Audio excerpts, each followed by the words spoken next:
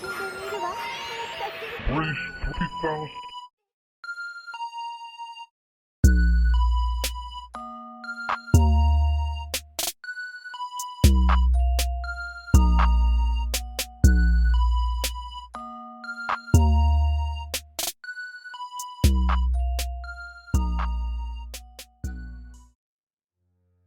wow. Hey, much love and respect. Pura vida, mi gente.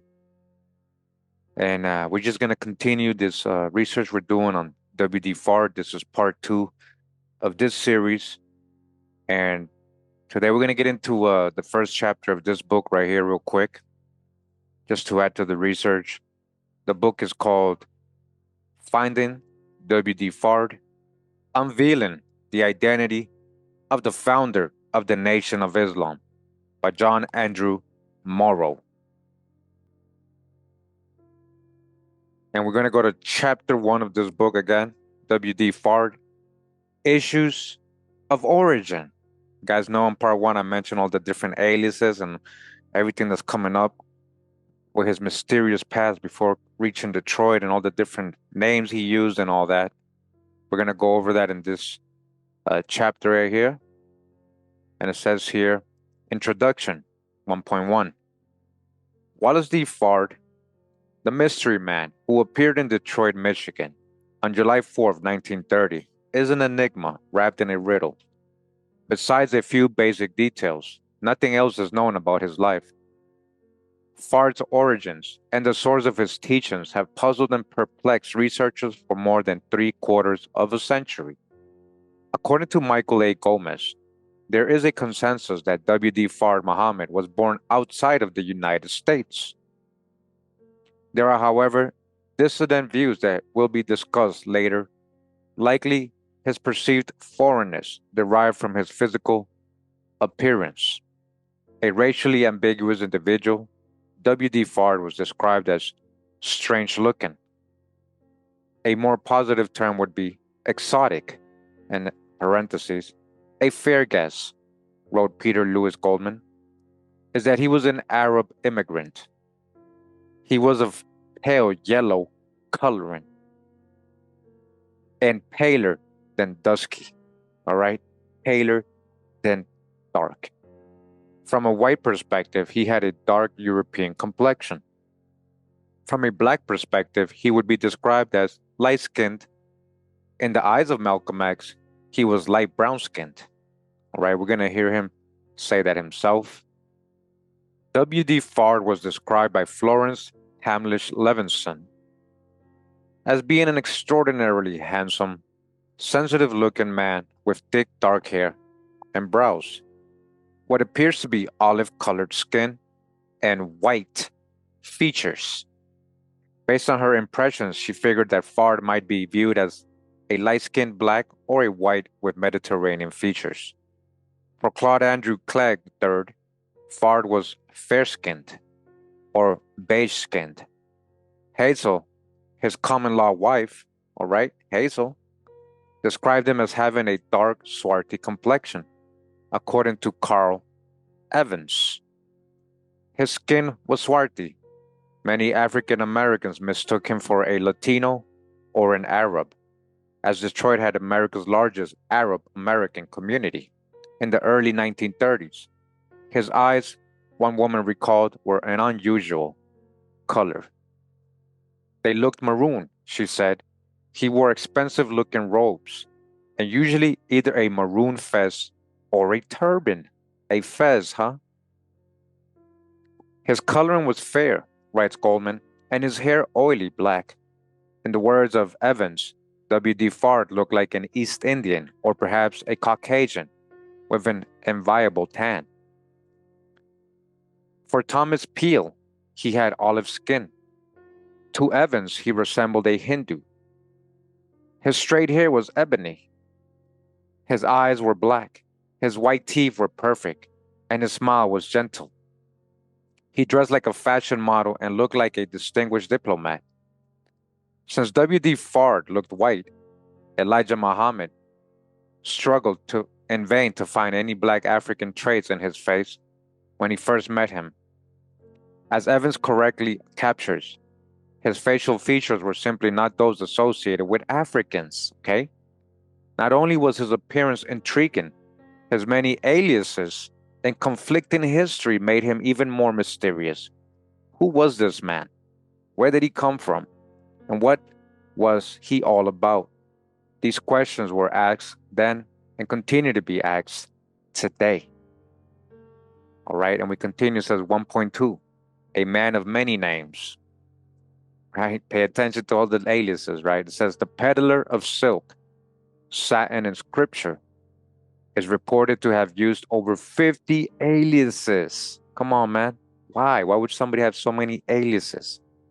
Over the course of 4 years, from 1930 to 1934, including Wallace Don Fard, Wale Ford, Wally D Ford, Wally D Ford, W.D. Ford, Wallace Farrard, W.D. Farrard, Fred Dodd, all right? I told you he went by as Fred as well. Juan Allah, W.D. Fard, Wallace Ford, Wally Ford, Wallace D Fard, Wallace Don Fard, Wallace Don Farrad, W.D. Farrard, W.D. Muhammad, W.D.F. Muhammad, W.D. Fard Muhammad, W.D. Farrow Muhammad, W.D. Farrad Muhammad, Wallace Fard Muhammad, W.F. Muhammad, W.D. Farrard, W.D. Farrard, W.D. Farrow, W.D. Farrard, one Mahadiya, one Muhammad, Fard Muhammad, W.D.F. Mukmuk, Ali Muhammad, Muhammad Ali, Wali Farad, Muhammad Wali, F. Muhammad, Ali F., Ali Muhammad, Farad Muhammad, Muhammad Farad, Allah, literally Allah, Wali Ford, Walker Ford, W. Ford, Muhammad, Ali Muhammad, Ali Muhammad, Ali Muhammad Ali, Ali Muhammad, Wali Muhammad, Wale Muhammad, Wali Muhammad, Muhammad Wali, Wallace Muhammad, Wallace D. Muhammad, Fard Muhammad, Muhammad Fard, and W.F. Mukmuk. All right, you guys heard all the different aliases, right? They left out the ones with Dodd on it instead of Don. He was also known as Farad Muhammad, Mr. F.M. Ali, Professor Ford, he was called Professor Ford too, and Wali Farad, as well as F. Muhammad, Ali, Wallace Delaney Fard, and perhaps George Farr, as well as Emmanuel Farr. Okay? All the different names he went by. 1.3, a man of multiple origins. When addressing his African American followers, W.D. Fard claimed to have been born in the Arabian city of Mecca on February 26, 1877, and that he was the son of a black man and a white woman.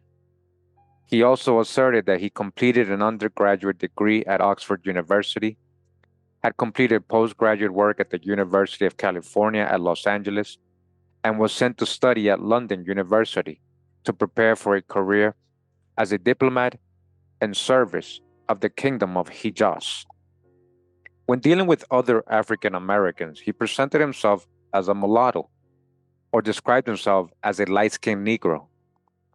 Elijah Muhammad once described Fard as a light-skinned Arab, possibly reflecting the ambiguity between Arab and black in the early years of the Nation of Islam. The blacks with whom he mixed were clearly not convinced of his claims. Some suggested that he was an immigrant from Saudi Arabia, specifically the Hijaz, and that he was the son of a wealthy parents from the tribe of Quraysh. Some said that he was an Arabian prince, which suggests that he claimed to be a Sajid or descendant of the Prophet Muhammad. Others opined or pinned that he was a Palestinian Arab who had been involved in racial agitations in India, South Africa, and London. An East Indian or even a Jamaican Negro whose father was a Syrian Muslim.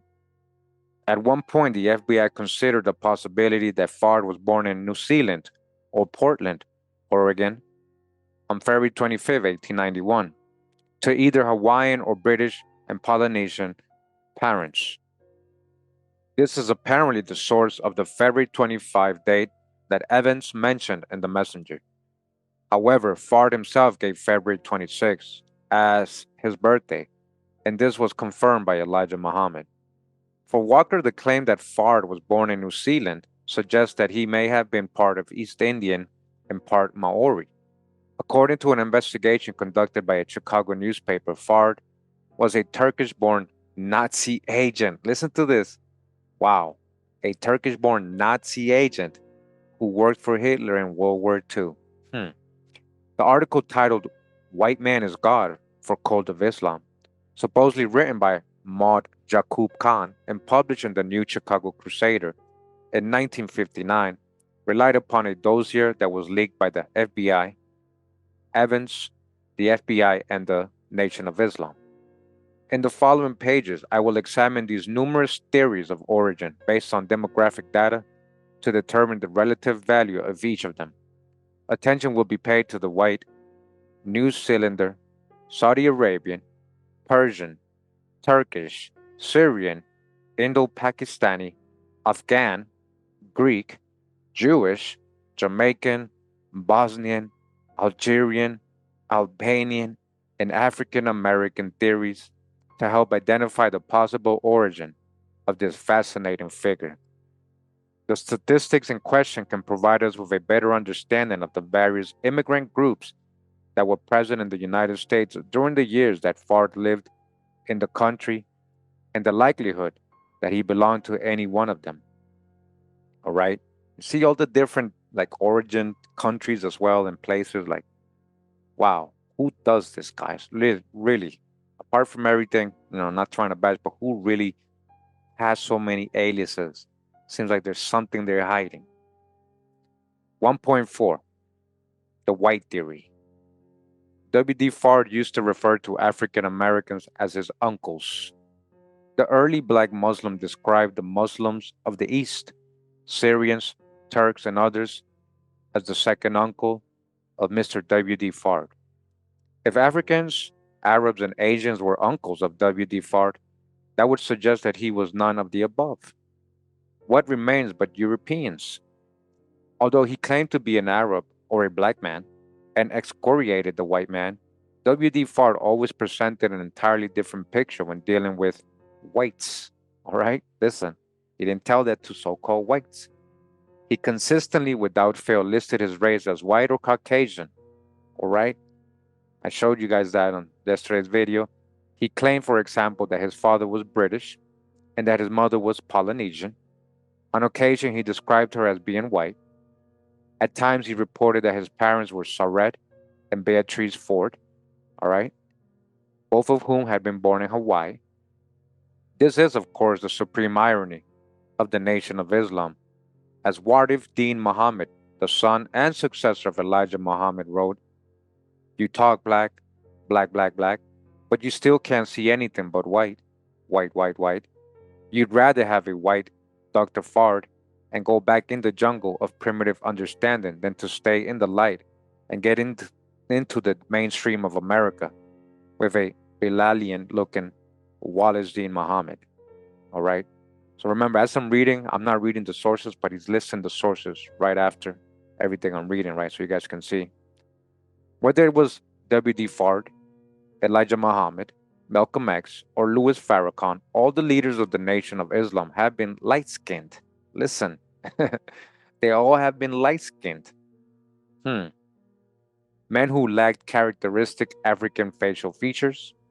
Since he claimed to be white or Caucasian on public records, was described as white by the early Muslims who saw him face to face, was identified as white by various police departments, and spoke English without any noticeable foreign accent. Could he not have been a white, in parentheses, man? Evidently, this category encompasses diverse origins in the United States as it includes anyone with origins in North Africa. All right? You guys remember, right? That includes Moors, free white, people from North Africa, the Middle East, as it says here, and Europe. After all, as Wesley Muhammad, the Nation of Islam apologist, admits, Clara Muhammad, wife of the Honorable Elijah Muhammad, and the first of the two to actually see Fard, said that he looked to her like a poor white man. Ayman Warif Din Muhammad, Elijah's son, also described Fard Muhammad as having straight hair and very light features. All right? You guys see, I ain't making none of this up. And this is your founder, right? And then the person who's telling everybody else the white man is the devil. The view that Fard was white was diligently argued by Ed Montgomery in his 1963 expose titled Black Muslim Founder Exposed as a White. In 1968, the Associated Press also described Fard as the white man who founded the Black Muslim movement. For Aryan, the fact that W.D. Fard identified as white was the result of racial categories employed by government agencies. The categories were typically only three: Caucasian, Negro, or Oriental, which referred to Asians from China and Japan. Hence the quagmire. What Aryan fails to mention, however, is that the category other appeared in 1910. Hence, if someone wanted to specify their race or ethnicity, they had the opportunity to do so. Consequently, we can only conclude that W.D. Fard made a conscious decision to identify as white and did his best to pass as white due to the racist environment in which he lived. All right, pass as white. Like other Muslim immigrants from the Maghreb, the Middle East, and East Asia, W.D. Fard was lumped into the Caucasian category, just like all Middle Eastern people. The Asian Indian category apparently only appeared in 1980. All right? So that's one of the theories, that he's so-called white, but that's, ambiguous. Now we go on to the next theory. It says 1.5, the New Zealander theory. Reports that W.D. Fard was born in New Zealand are statistically and demographically feeble. Only 99,000 people immigrated to the U.S. from Australia and New Zealand from 1871 to 1970, and they were overwhelmingly of English, Irish, and Scottish ancestry.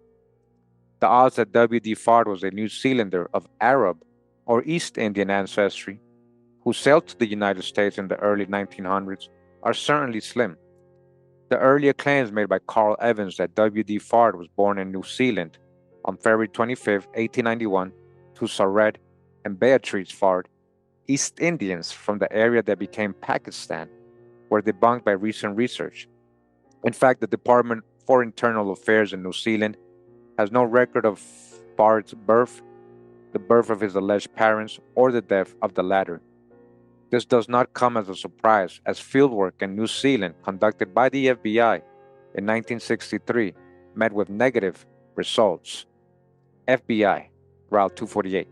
Of course, this does not exclude the possibility that W.D. Fard had relatives or friends in New Zealand with whom he may have lived for a time. So he might have been through there, and that's one of the biggest possibilities. And that's why they're saying he was born there. He might have gone through there. Any connection between Fard and New Zealand is tenuous at best. After scoring scores of sources from New Zealand, I could not find any sign of our mystery man under any of his aliases, Well, if this man, kind of changes his aliases, how do you know what to look for? If he had a whole different name there, an identity. If Fard was indeed from British India, he may have reached the United States by ship via New Zealand, perhaps with stops in Hawaii, as a logical route to California or the Pacific Northwest. With the exception of Fard's place of birth and a few more questionable elements, the rest of the U.S. chronology of the founder of Nation of Islam is convincing and has reached the level of scholarly consensus. Okay? There is no doubt that W.D. Fard was previously known as Wallace D Fard, all right? I'm going to repeat that because a lot of people say it's not the same person. There is no doubt that W.D. Fard was previously known as Wallace D Fard, okay?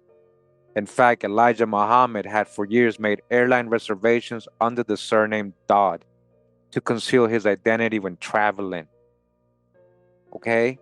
It was only when Hazel Evelsizer, Fard's former common-law wife, came forth to prove W.D. Fard's identity that Malcolm X and high-ranking members of the Nation of Islam found the painful answers to this riddle, okay? They even interviewed her, right? We're going to talk about all this. We're going to show, the interview. Now we go on to another theory, right? You got to combine all these theories, because, if he is Middle Eastern, Afghani or Pakistan or East Indian, like, they would call him white, right? And if he did travel through New Zealand, a lot of people will probably assume he's from New Zealand, right? So you got to kind of combine all these things, right? But we're just going over them right now, right? So it says here 1.6, the Saudi Arabian theory. Although Nation of Islam doctrine stipulates that W.D. Fard was half black and half white, Elijah Muhammad eventually asserted that he was an Arab. In fact, he was quite emphatic about it, all right? He was an Arab. Fard Muhammad is an Arab. The FBI, as late as 1957, considered the theory to be feasible. As an FBI inspector noted, it appears that Fard may have been of Arabian descent rather than an American Negro, okay? And may have spent time in Arabia or the Middle East. He might have been around there, right?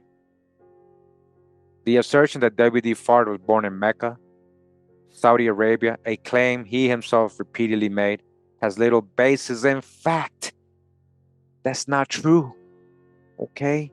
While there were approximately 200,000 Arabs living in the United States by 1924, most of them came from the Levant, and only small numbers came from Yemen, Iraq, Morocco, and Egypt. If Fard claimed that he was a Meccan prince from Arabia, he may have meant that he was a Sajid, namely a descendant of the Prophet Muhammad. To this day, when asked where they come from, some Sajids say they come from the Hijaz, regardless of whether their family have lived in other parts of the world for centuries or more than a millennium. W.D. Fard was certainly not from Saudi Arabia. In fact, according to some doubters, Mecca meant Harlem, the center of African American life and culture. In other words, when he said he was from Mecca, he supposedly meant that he came from New York City. According to a source close to the Nation of Islam, Louis Farrakhan visited Mecca and Saudi Arabia to uncover evidence supporting W.D. Fard's presence in the sacred city of Islam. The search was met with failure. He wasn't able to prove it. And Farrakhan is reported to have stated that Mecca has no memory of W.D. Fard, okay? Even though it conflated Elijah Muhammad, Farad Mushmul, and Prophet W.D. Fard, treating them as a single man, the March 7, 1935 article that appeared in the Chicago Daily Tribune asserted that the leader of the Allah Temple of Islam, namely the Nation of Islam, that's what it was called, guys, before, is said to be a convincing and fluent speaker with apparent knowledge of the Arabic language. Since the leadership of the NOI had recently shifted from W.D. Fard to Elijah Muhammad, the reporter thought that the names referred to the same person. If any leader had knowledge of Arabic, it was not Elijah Muhammad, who always admitted that he could barely decipher a letter or two from the Arabic alphabet. It was W.D. Fard. Although Elijah Muhammad claimed that Fard spoke perfect Arabic and that his Arabic handwriting was masterful, and although Akbar Muhammad claims to have been Fard's Arabic writing, there is currently no solid evidence that he spoke or wrote the Arabic language. Speaking of W.D. Fard, Elijah Muhammad stated that he gave me a holy Quran in Arabic, but I couldn't read it. So he got me one in Arabic and English translated by Maulana Muhammad Ali of Pakistan. Then later he found one by Yusuf Ali of Egypt. He brought me that one. He then he told me, sorry, I will give you a holy Quran when you learn how to read Arabic. Then I will give you a holy Quran in Arabic. He said, I made it myself. So he showed me that holy Quran in Arabic in September of last 1971. But I couldn't read it. I could only recognize one letter in it. So I expect him within a year to come back with that same book, The True History of Elijah Muhammad. That's where they got that from, right? This citation is interesting on several accounts. It shows that W.D. Fard had access to Islamic sources that were not available to Elijah Muhammad. In other words, he was interacting with other Muslim communities in the Illinois, Indiana, and Michigan region.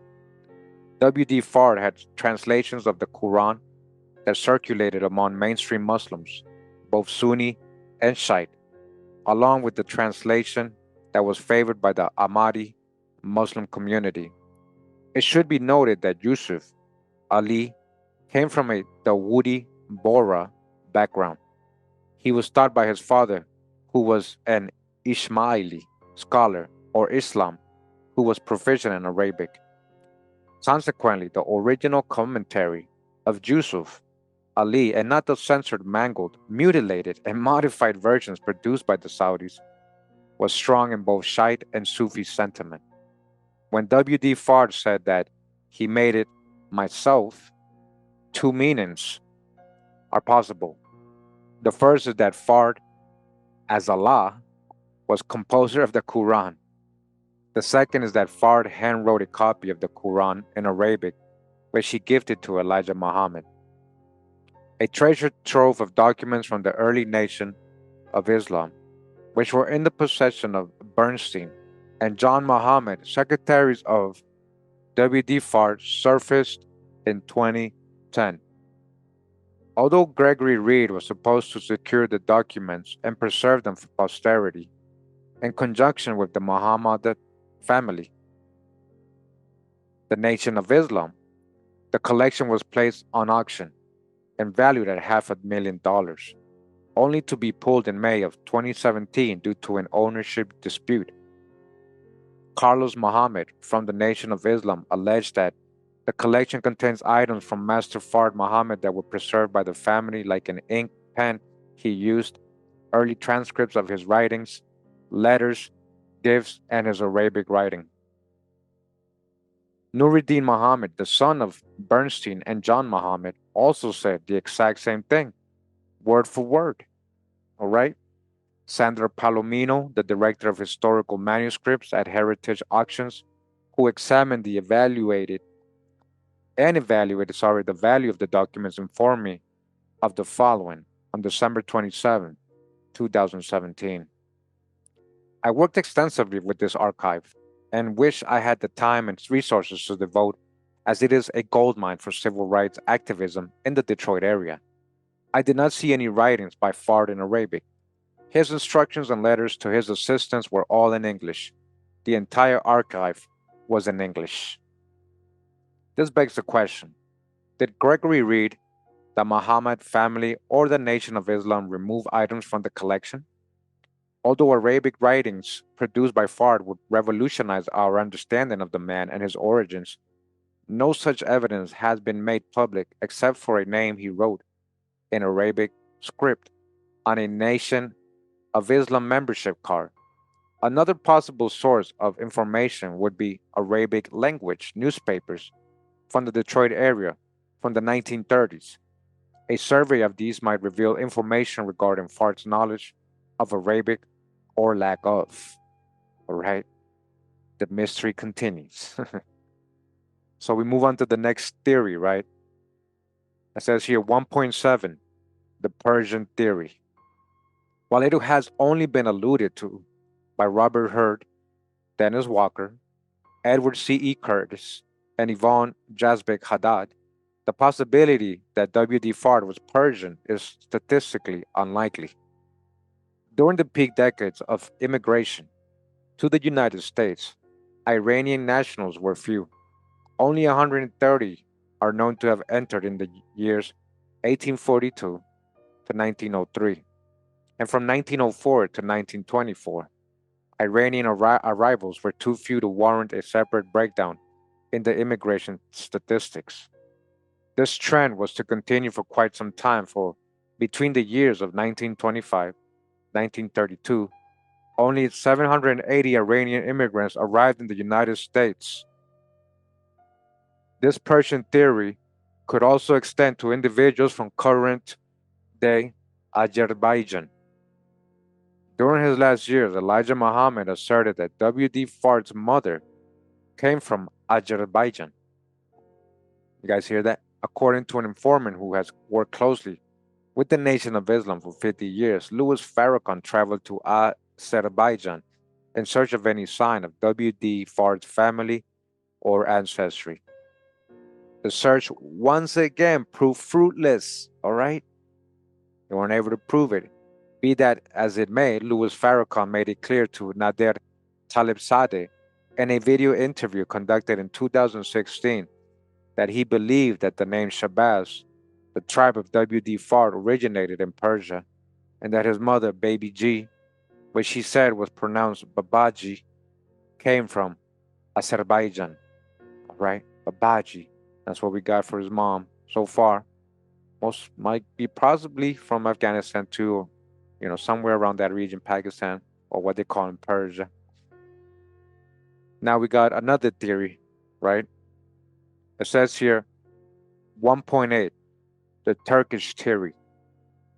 Although it has been made by several writers, including Edward C. Curtis, Ivan Jasbek Haddad, and Richard Fox, the claim that W. D. Fard was an ethnic Turk has not been convincingly corroborated by any of these writers. To begin with, few Turks immigrated to the United States during the period in question. Of the approximately 360,000 immigrants from Ottoman Turkey who came to the U.S. between 1820 and 1950, probably less than 10% were Turks. As Semnem Kozer Akkapar explains, by 1910, the number of immigrants from the Ottoman Empire was divided into two categories: Turkey in Asia and Turkey in Europe. These early immigrants were mostly non Muslim Ottoman citizens carrying Ottoman passports, namely, listen, Sephardic Jews, Greeks, Armenians, Bosnians, Albanians, Serbs, Assyrians, Christian Arabs, and Bulgarians, and they identified themselves by ethnicity and or religion. Furthermore, ethnic Turks had an exceptionally high rate of return. Of the 22,000 Turks who came between 1899 and 1924, an estimated 86% went back to Turkey. Although statistics suggest that it was unlikely that Fard was Turkish, they may explain his sudden disappearance, namely, the possibility that he returned to his homeland. To get the FBI off his track, he may have claimed that he was heading west to New Zealand, when in fact he was heading east to Turkey. Perhaps the most influential scholar to have advanced this Turkish theory is Akbar Muhammad, the late son of Elijah Muhammad. All right. As a young man, he claims to have seen Fard's Arabic handwriting in his father's home. Many years later, after Akbar completed traditional Islamic studies in Egypt, he became familiar with assorted styles of handwriting. He concluded that the style that Fard employed to write Arabic was reminiscent of the one employed by the Ottoman Turks. In the absence of actual physical evidence, such impressions are far from conclusive. What happened to this Arabic document that was supposedly written by Fard? What did it say? Since Akbar Muhammad was not familiar with the Arabic language at the time, how can he even claim that it was written in Arabic? It could have been written in Persian or Urdu. It could even have been written in Turkish or Bosnian. Furthermore, what proof is there that the document was written by Fard himself? It could conceivably have been written by another person. It is true, however, that Fard's disparate religious ideas, his attachment to Turkey, and his secular nationalistic outlook with socialist leanings could suggest late Ottoman and early Ataturkian influence. All right. And so we go on to another theory, right? All these origin theories, right? Again, that's what we're going over in this chapter 1 of this book, Unveiling the Identity of the Founder of the Nation of Islam, W.D. Fard, Finding W.D. Fard. And it says here 1.9, the Syrian theory. From a demographic perspective, the argument that W.D. Fard was a Syrian Arab as opposed to an Ottoman Turk is by far the strongest. The term Syrian applied to the Levant, Palestine, Jordan, Lebanon, and Syria, which all formed part of the Ottoman Empire. For this reason, many Arabs were labeled as Turks. From a few hundred Syrian immigrants to the U.S. in 1887, this number rose to over 4,000 in 1898 to more than 9,000 in 1913, a figure that dropped drastically during World War I. In total, more than 100,000 Syrians found their way to North America by 1914. Interestingly, at least 90% of the immigrants, including women and children, worked as peddlers before 1914. These Syrian peddlers developed a network of routes from New York to California and from Maine to Texas. They also relied on a provider who supplied them frequently on credit, organized their routes, banked their savings, mediated between them and local authorities, rented them the crowded and poorly furnished quarters suited to their itinerancy, frugality, the temporary status, and involved himself in their social life and communal welfare. As most sources confirm, W.D. Fard appears to have traveled extensively throughout the United States as a peddler. He was also known for his ascetic lifestyle. Elijah Muhammad would later clarify that Fard was not a peddler, but that he took orders for made-to-measure suits for men. This, however, is precisely what Syrian peddlers did. Scholars should therefore examine any extant business and banking records from the period in search of any of the known aliases of W.D. Fard. From 1910 to 1930, over 88% of Syrian immigrants lived in urban centers, including New York, Boston, and Detroit. 2% farmed, while the rest traded in rural areas. The Arab population of Dearborn, a suburb of Detroit, rose from 417 in 1910 to 5,520 in 1930.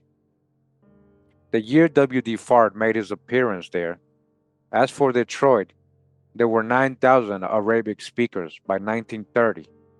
Most of these Arabs were Syrians, while the rest were a mix of Palestinians, Yemenis, and Iraqi Chaldeans.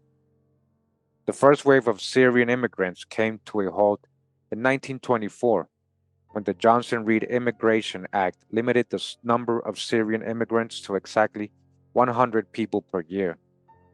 If W.D. Fard was indeed a Syrian, his animosity towards whites may have been partially a reaction to this policy that attempted to exclude Arabs from immigrating to America.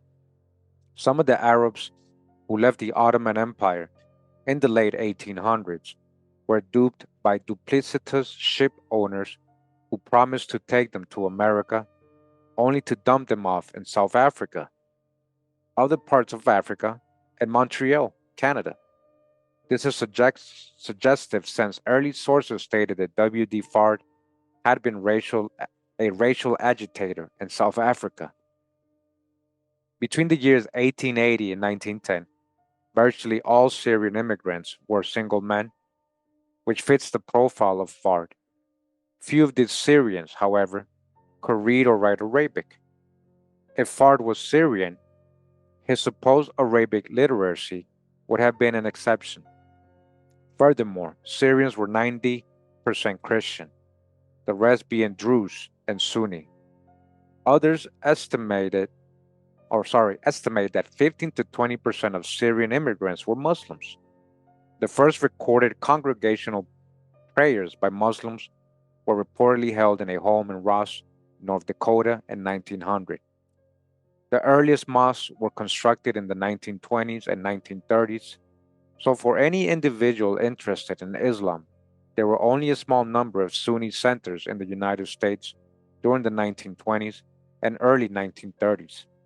The odds were far more likely for someone to come across a mosque belonging to the Ahmadiyya community.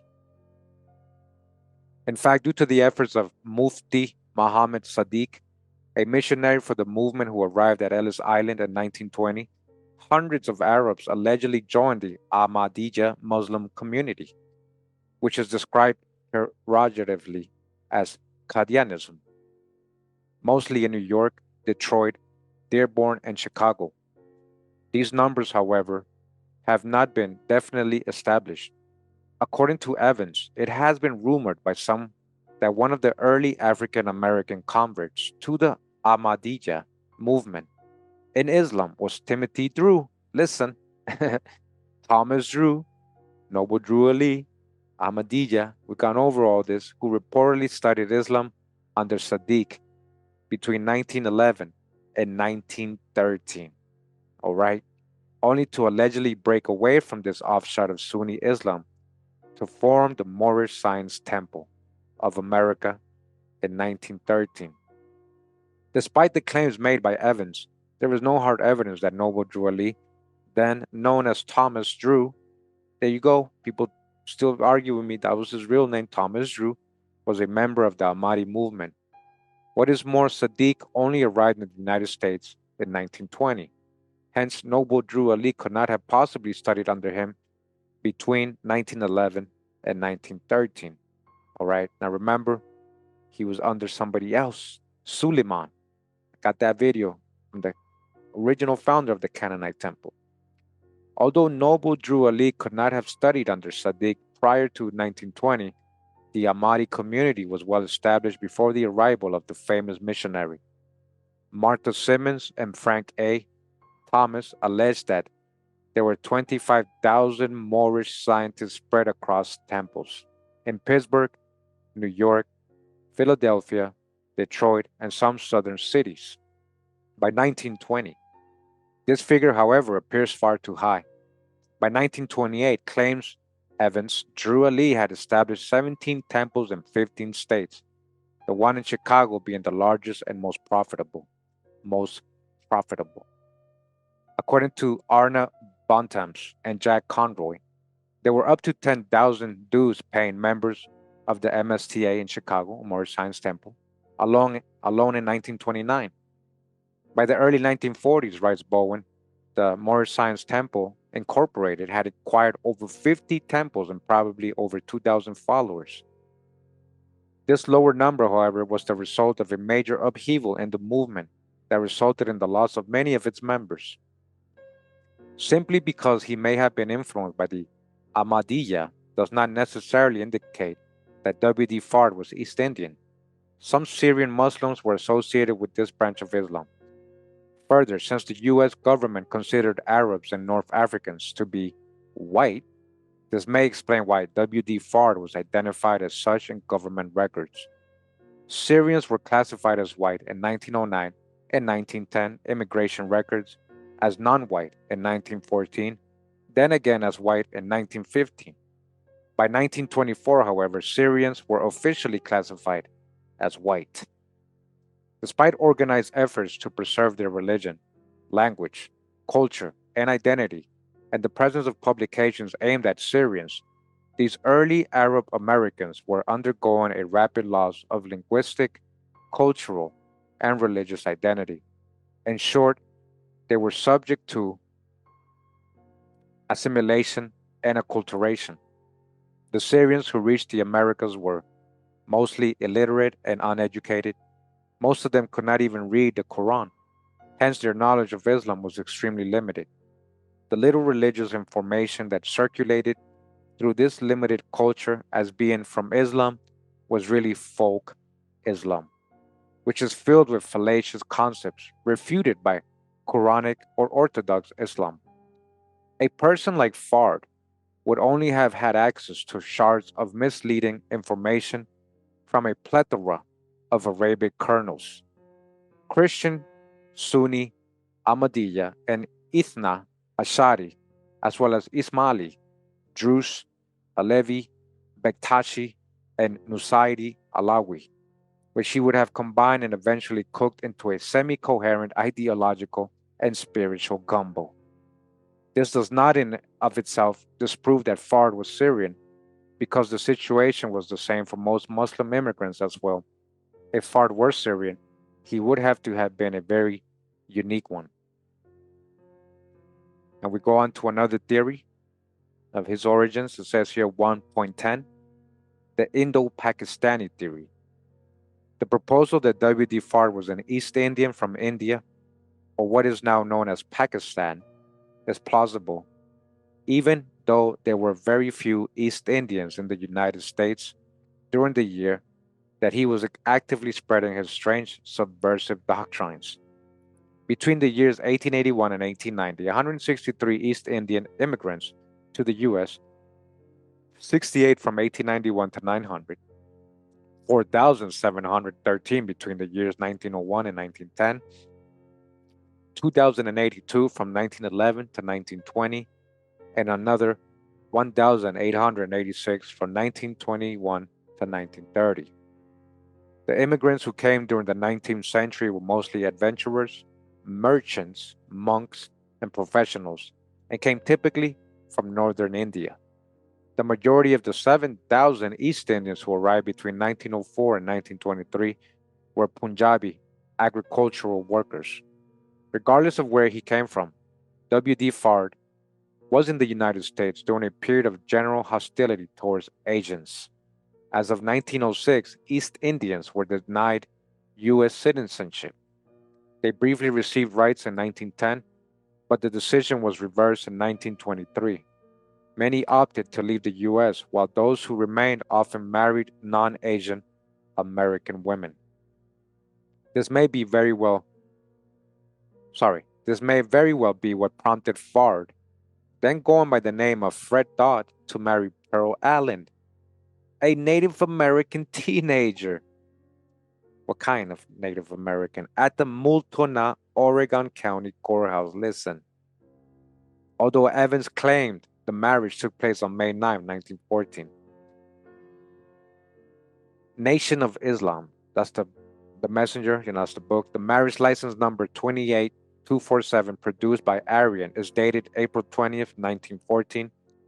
If East Indians were denied the right to citizenship unless they were married to an American citizen, this distinction may have prompted W.D. Fard, who was then known as Wallace D Fard, to wed Carmen Trebino, which is Trevino, which was probably a misspelled or anglicized form of Trevino, on June 5th, 1924, in Orange County, California. Now remember, I got all these records on his genealogy tree.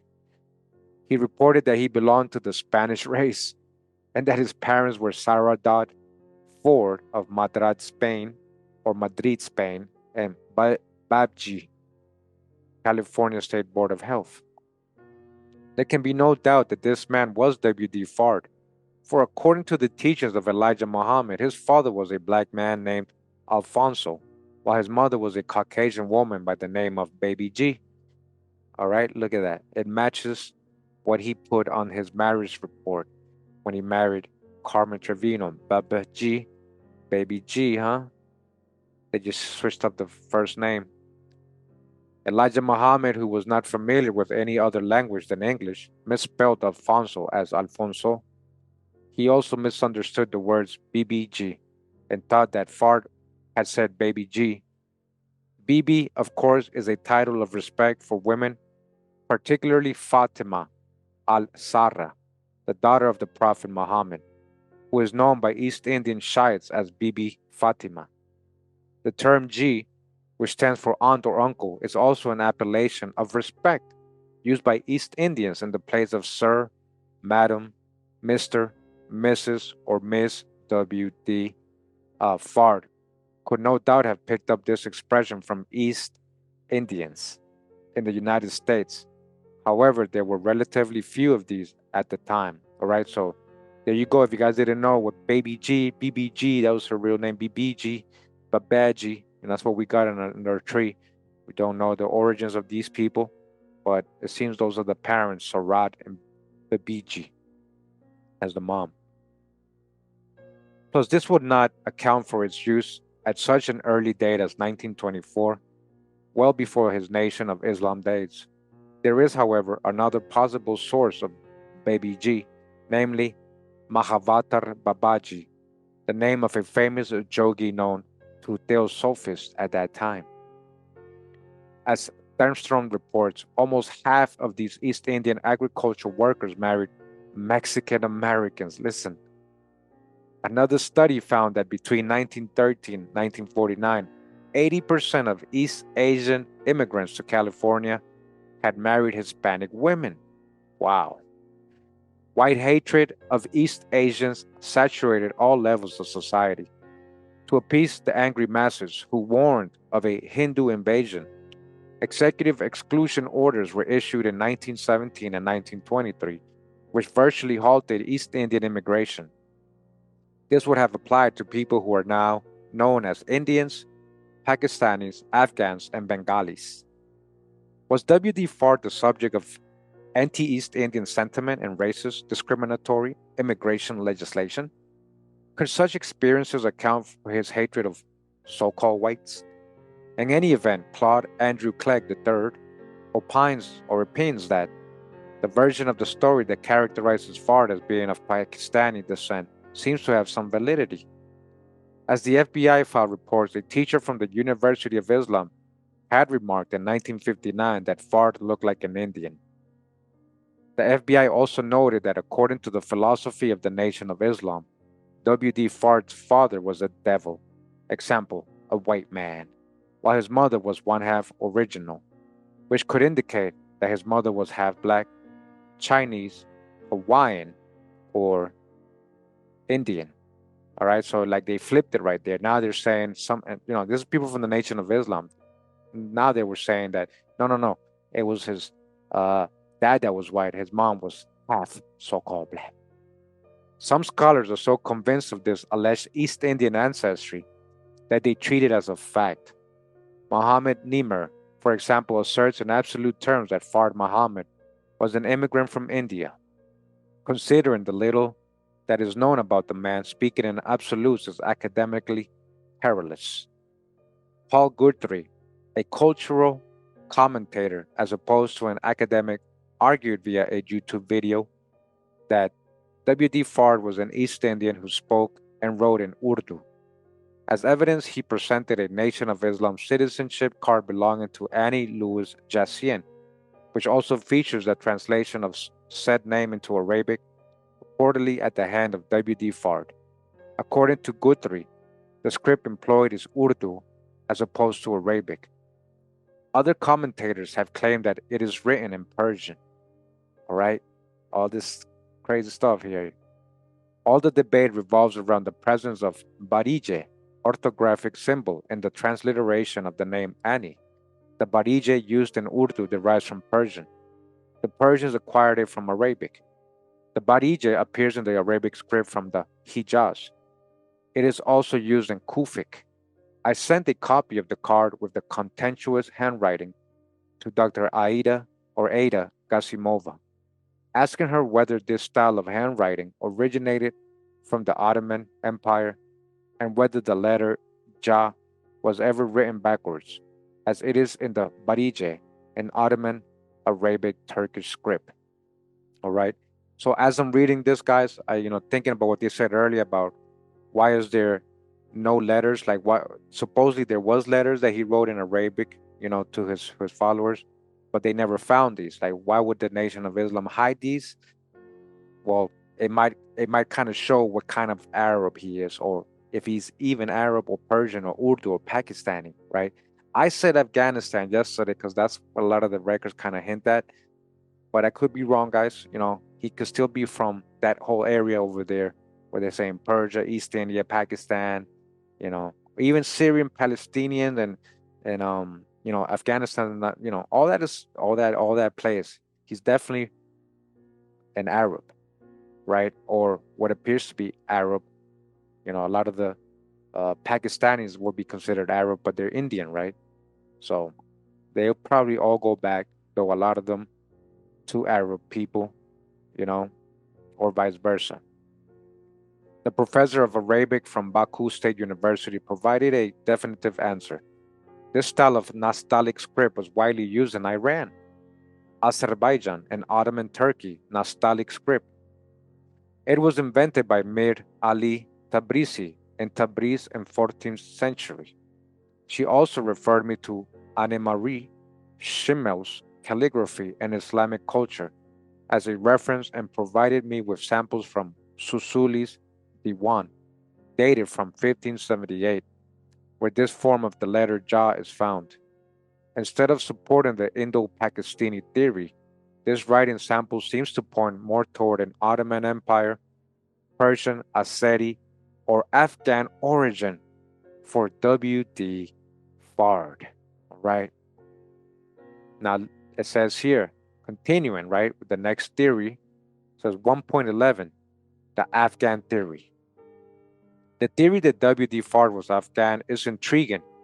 Even though there were virtually no Afghans in the United States during the late 19th and early 20th centuries, among the earliest immigrants, we learned that a group of 200 Pashtuns came to the United States in 1920.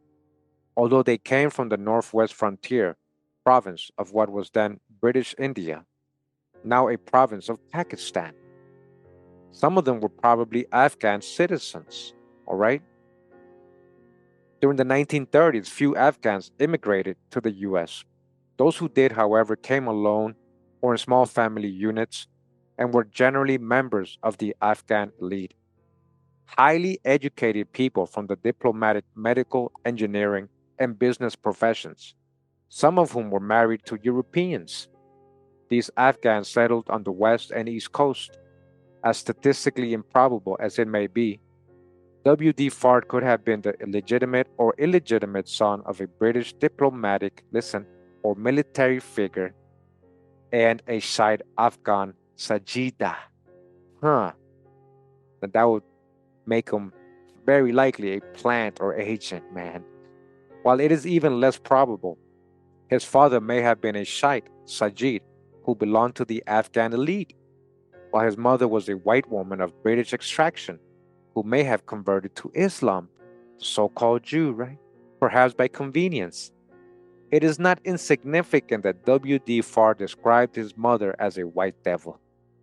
The facial features and skin color of W.D. Fard could be those of an Anglo Indian. All right. Now, think about this, guys. Who calls their mom a devil? Wow. In any event, the World War I draft registration card for Wally Dodd Fard from 1917 with the name Ford in parentheses report that he was an unmarried restaurant owner living in Los Angeles, that he was of medium height and built with brown eyes and black hair, and most importantly, that he was born in Shinka, Afghanistan. All right, we have that. I showed that in yesterday's video. Again, we'll go back to the tree and the records on another episode, but we have all this stuff here, guys. And that he was born on February 26, 1893. All right. That was a World War I draft saying he's from Afghanistan.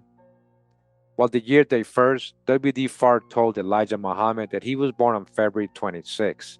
So that matches the exact same date. As for the year 1893, it is consistent with one found on the birth certificate of Wallace D Fard, the son of W.D. Fard by Hazel Ford. All right. So he had a junior almost. Eventually he became Wallace Max Ford. I'm going to show you guys. But he had almost a junior. He had a son with Hazel Ford. On the form in question, W.D. Fard indicated that he was white and that he was born between 1893 and 1895, placing him in his 30s in the standard portrait displayed by the Nation of Islam. Okay? Readers are encouraged to look at the portrait in question and ask themselves honestly whether W.D. Fard was in his 50s at the time as claimed by the Nation of Islam, in his 20s as claimed by Muhammad, or in his 30s based on the information he provided on his son's birth certificate. Again, I have that as well. My position is clear. He appears to have been in his 40s. I find it difficult to believe that W.D. Fard was 56 years old when he left Chicago, as reported by Hatim A. Sahib. As for the location of Shinka, Michael Muhammad Knight writes that the only Shinka that I could find was a small village in the Punjab of modern-day Pakistan. Researchers, however, believe that Shinka is a misspelling for Shinkay, a small village in the Sabul province of Afghanistan. This could also explain the origin of the name Kalat, which Fard granted to Elijah Muhammad's brother. Listen, for Peel, Kalat was likely a misspelling of the name of the Afghan village of Kalat, near the Indian Ocean. Why would he give his Elijah brothers that name, huh? Not far from Karachi, and due south of the village of Shinka, listed on Fard's draft card. All right, not far actually from Shinkai. If W.D. Fard was indeed of Afghan origin, then there would be an 80% chance that he was Sunni and a 20% chance that he was Shiite. Religion in Afghanistan is divided upon ethnic lines. The Pashtuns, for example, are Sunni Hanafis. The Hazaras, however, are mostly Twelver Shiites, with an Ismaili minority. Interestingly, the province of Sabul is largely Pashtun in the north and Hazara in the south. As for the village of Shinkai, it is in the southeastern part of Sabul province. Although some scholars have argued in favor of Pashtun origin for W.D. Fard, that would have placed him in a Sunni setting.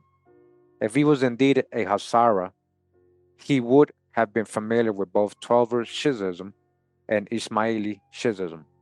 Some may argue that the Hazara have a great deal of Mongolian features. However, I have met hundreds of Hazara Twelver Shiites who appear more Caucasian than Oriental Caucasian. If the father of W.D. Fard was a British official, army officer, or soldier who participated in the Anglo-Afghan War, this would account for his hatred of whites, the demonization of his mother, and his recreation of the colored father he wished would have fathered him. Wow. Further evidence of Fard's alleged Afghan origin has been provided by Fatima Abdul Tawab Fanusi's 2008 PhD dissertation titled, listen, Fard Muhammad in Historical Context, an Islamic Thread in the American Religious and Cultural Quilt, all right? We might end up reading that. She argues, for example, that many names and ideas in the Nation of Islam are of Pashtun, all right? A lot of the names he gave all his followers, listen, are Pashtun or at least Pakistani provenance. The Pashtun, however, are virtually all staunch Sunnis who have little love for Shiites. If, as we will see, Fard's teachings were replete with Twelver Shiite, Ismaili, and Ahmadiyya ideas, that would make him even more puzzling as a person. Hence, a Shiite connection of some sort seems more sensibly to be in order. While I commend the picture that she paints of early Islam in America, the conclusions she makes regarding the origin of W.D. Fard were based on speculation as opposed to documentary evidence. The most detailed treatment of the Afghan theory appeared in Chameleon, the True Story of W.D. Fard. In fact, Patrick D. Bowen goes so far as to claim that A.K. Aryan presented evidence that has all but confirmed the Fard as a Pashtun notion. In his mind, Fard may have been born in the region, or he may have given authorities his father's birthplace instead of his own. He is also almost certain that he had at least one Pashtun Muslim parent, and that Fard himself was from some part of Asia. As far as Dennis Walker is concerned, however, Aryan's book makes little sense in that the area that Fard and his companions are supposed to have come from is a solid Pashtun Sunni area, while Fard's discourse sounds ultra Shiite. If we are to believe Fatima Fanusi, A.K. Aryan, and Patrick D. Bowen, W.D. Fard was apparently Pashtun. Although Aryan does not commit himself completely, he feels that Fard's appearance and census data strongly indicate that he was Pashtun, right, or from Afghanistan. Based on books, however, W.D. Fard could pass for someone from the Mediterranean. He could pass for someone from North Africa, the Middle East, Asia, or Latin America. As for census data, it is only valuable if it is trustworthy, and it is an established fact that W.D. Fard was deceptive and duplicitous in the details he provided to authorities, all right? And that's why there's a whole controversy to his origin because he just made up so many things on different records and to different people. If W.D. Fard was truly from Shinkay, which has a population of nearly 30,000 at the time of writing, then he came from Sabul province, the capital of which is Kalat, a name which was given by Fard to some of his followers under the form Kalat, all right? The province in question is almost entirely Pashtun. The main language is Pashto, and virtually all the inhabitants are Sunni Muslims of the Hanafi school of jurisprudence. They do, however, include a small 12 Shiite minority. Hence, the fact that Fard came from a predominantly Sunni Pashtun milieu does not exclude the possibility that he was Shiite. He could have been a Pashtun Shiite or a Shiite who belonged to another ethnic and linguistic group. When we examine W.D. Fard's ideology, in light of his supposed Afghan identity, it appears that he belonged to the Shiite branch of Islam. If he was indeed an Afghan, the possibilities would be twofold. Either he was a Sevener or he was a Twelver. To be a Sevener, he needed to be a Hazara or a Tajik, predominantly Twelver tribes with Nisari Ismaili minority. There are some other small groups of Nisari Ismailis in Afghanistan.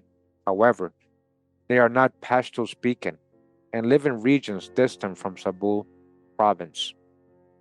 To be a Twelver, W.D. Fard would need to be a Hazara, a Tajik, or a Pashtun. Sabul province, however, is predominantly Pashtun, except for its southern part. The Hazara and the Tajik are found in other provinces of the country.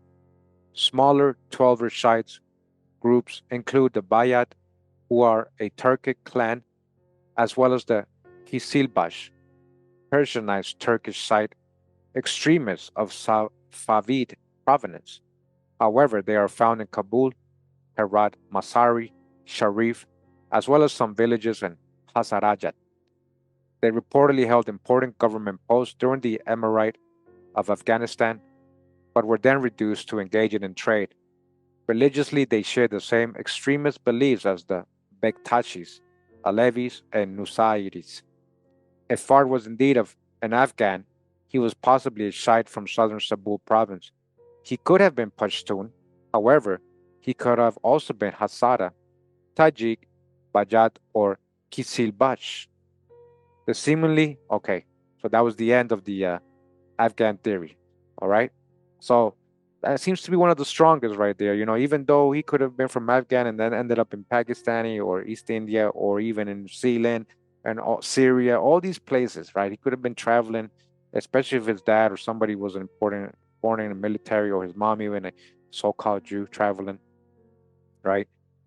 So just so you guys can get an idea, we're talking about somebody literally might be most likely from the Middle East or East India.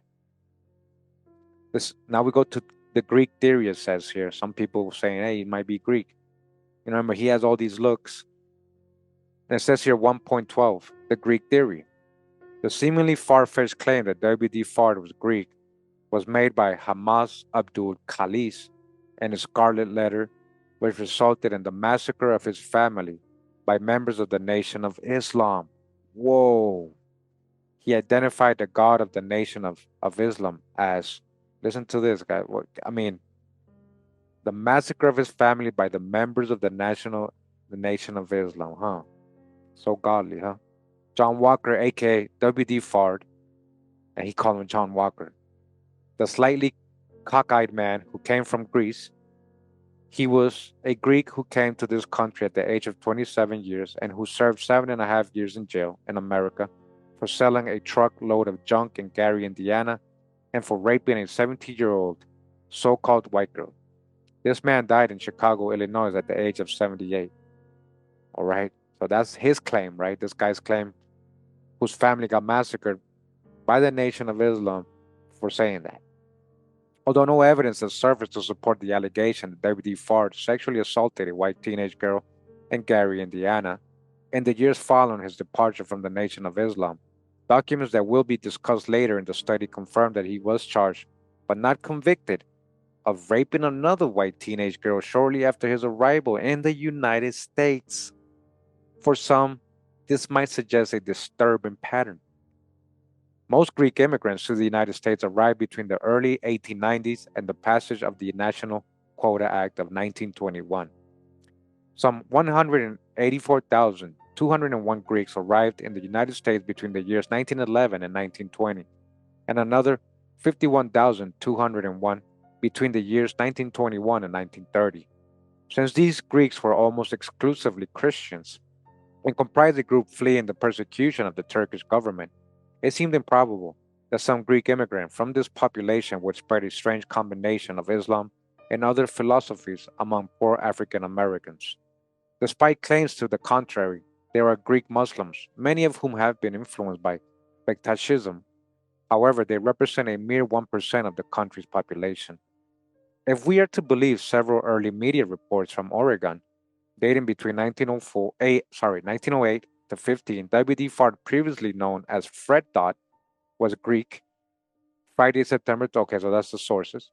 If this claim were indeed correct, everything we know about his intriguing individual would have to be re examined by scholars with this fact in mind. We would need to confirm his point of entry, port of departure, and any countries he may have passed through on his way to America. Did he come directly from Greece, or was he born into a Greek family in another country? For example, was he a Pontian Greek Muslim from northern Turkey?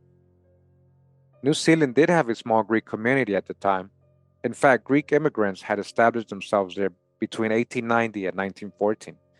They worked as fishermen, confectioners, street hawkers, and restaurateurs in Wellington, Auckland, and Dunedin. Fred Dodd could have come from this community. However, had he migrated from New Zealand, there is no logical reason why he would not have identified as a New Zealander upon arrival in the United States. Perhaps he had relatives in New Zealand.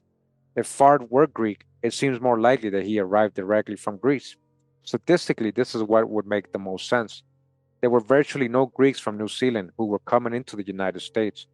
There were, however, tens of thousands of Greeks who were arriving directly from Greece every year. In scholarship, as in medicine, our point of departure is always the most probable cause and not the most improbable one. By 1904, there were 45,589 Greeks in the United States, most of whom lived in Boston, Chicago, Lowell, New York, Philadelphia, San Francisco, and Savannah. While there were few Arabs, Afghans, Turks, and Indo-Pakistanis in the western United States at the time that Fred Dodd resided in the region, there was an established Greek community. As Elliot Robert Barkin explains, the Greek population in 1910 ranged from 226 in Denver and 258 in Tacoma to 701 in Portland, 968 in Seattle, and 2,274 in San Francisco. The estimate of Greeks in Portland seems to be inaccurate, for according to Henry Pratt Fairchild, there were approximately 1,500 Greeks in Portland in 1908.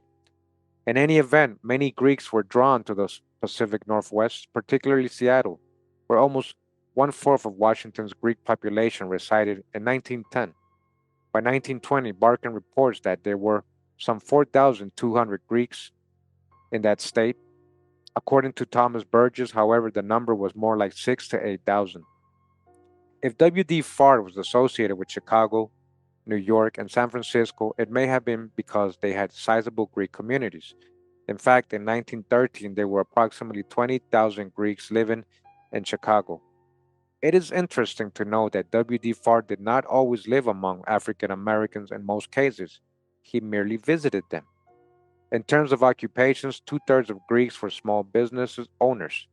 The remaining third consisted of laborers, builders, factory workers, and transients who wandered the country in search of work. This last category is curious considering Fard Vanderlust. In Washington state, most Greeks were employed by the railway, while the rest worked in lumber mills. Spokane, Seattle, and Tacoma all had Greek coffee houses and restaurants at the time. In Seattle, Greeks owned fish markets, restaurants, coffee houses, a few saloons, and bootblack stands. For the Greek, writes Theodore Salutus, to work, to be in business, to succeed were moral duties.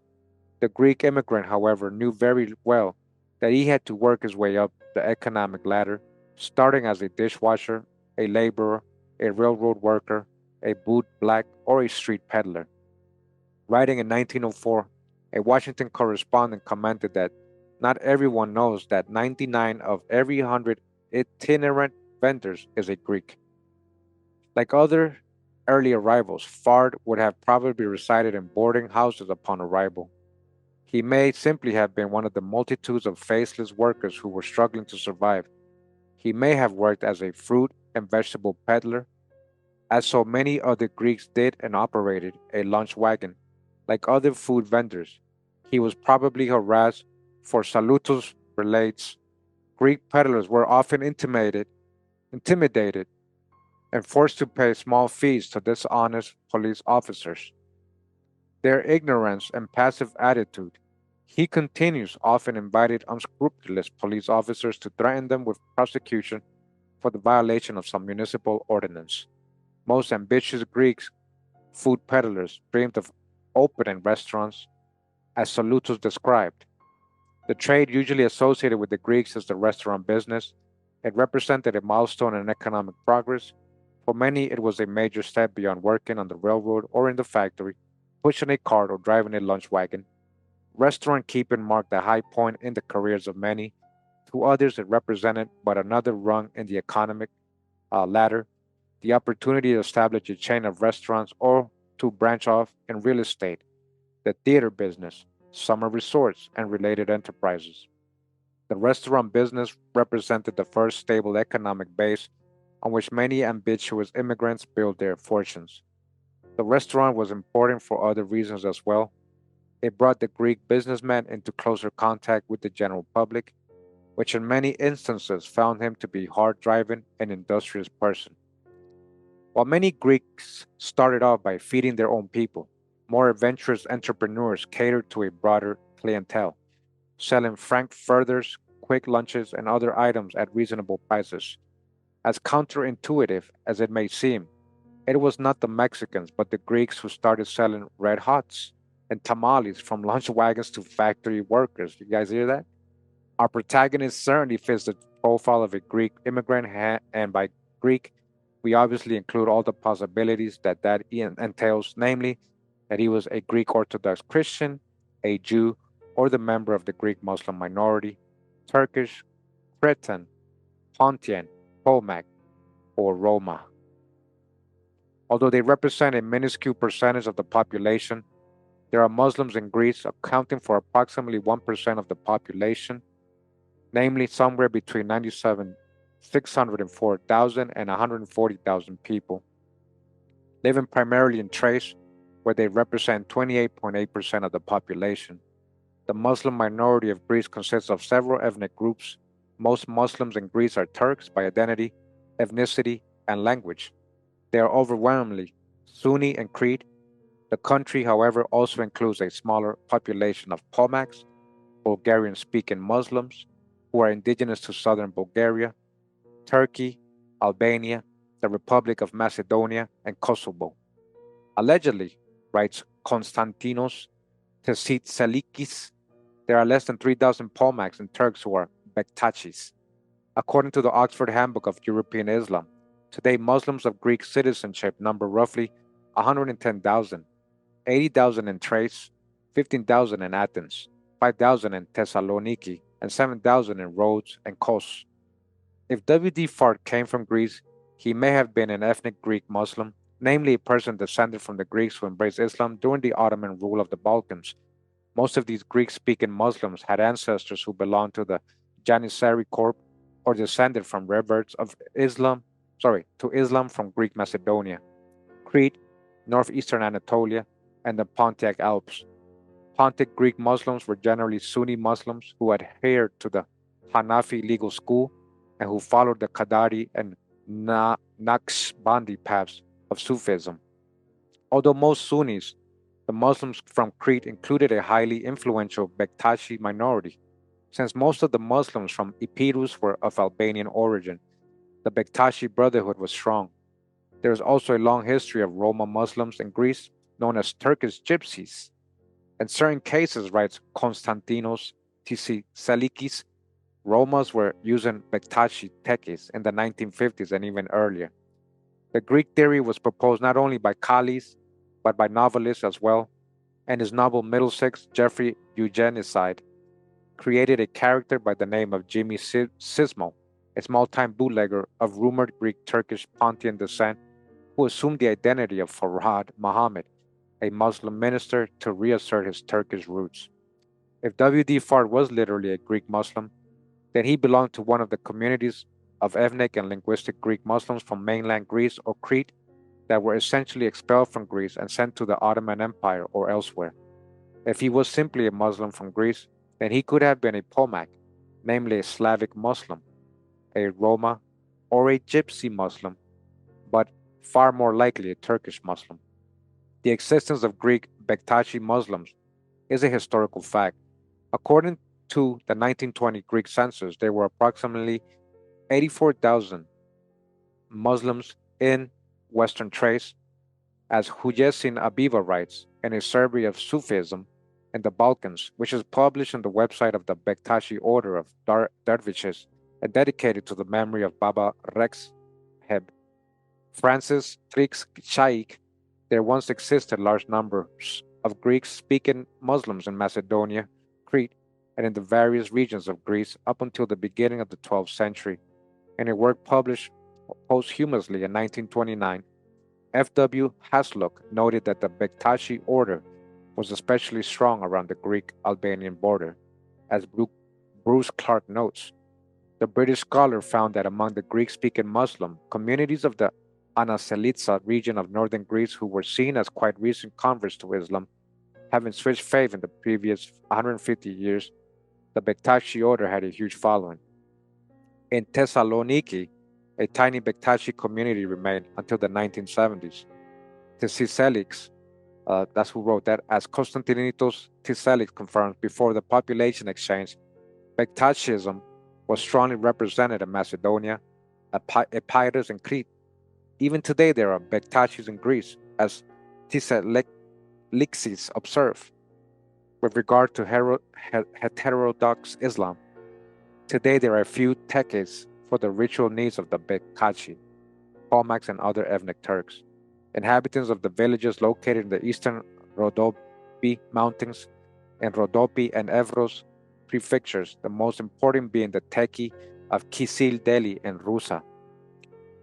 If W.D. Fard was a Muslim from Greece, then he could have come from Western Thrace, which, despite population exchange of 1923, retains at the moment of writing a native community of Alevis numbering 3,000, deeply devoted to the 12 Imams.